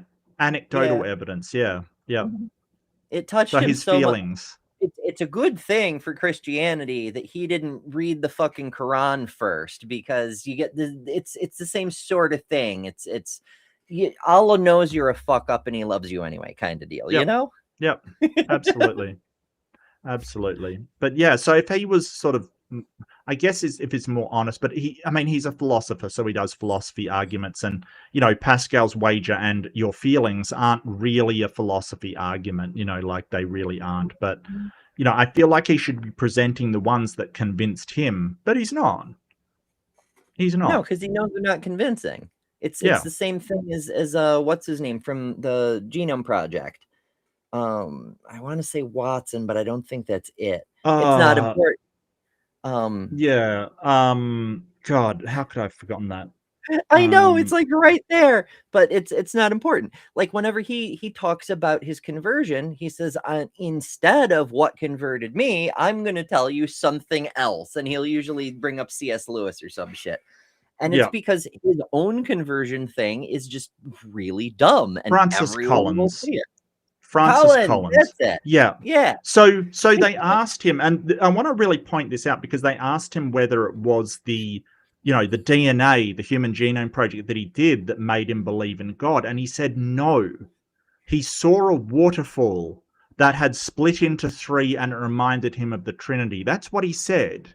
And that's okay. Don't get me wrong. If he wants to believe in a God because he saw a waterfall split into three things and it reminded him of the you go for it. But at least he's honest enough to say, hey, no, it is not the genetics that made me believe in God. Mm-hmm. which is good because it, Yeah. you know, I mean, it's much like the priest. I must be tired because none of the names are fucking coming to me. The priest with the Big Bang who did the calculations for general relativity, he presented it to the Pope, and the Pope was like, "So, let there be light is literally true," and he said, "No, Your Eminence, this is not that. Just because there's a similarity in the Holy Scriptures doesn't mean this is the thing that's described in the Scriptures. Like, And the hey, science is the science." And hey, you can believe in a God. That's fine. Just be honest about it. Like just be honest that, hey, this, don't let your personal bias get into science, because we're not supposed to.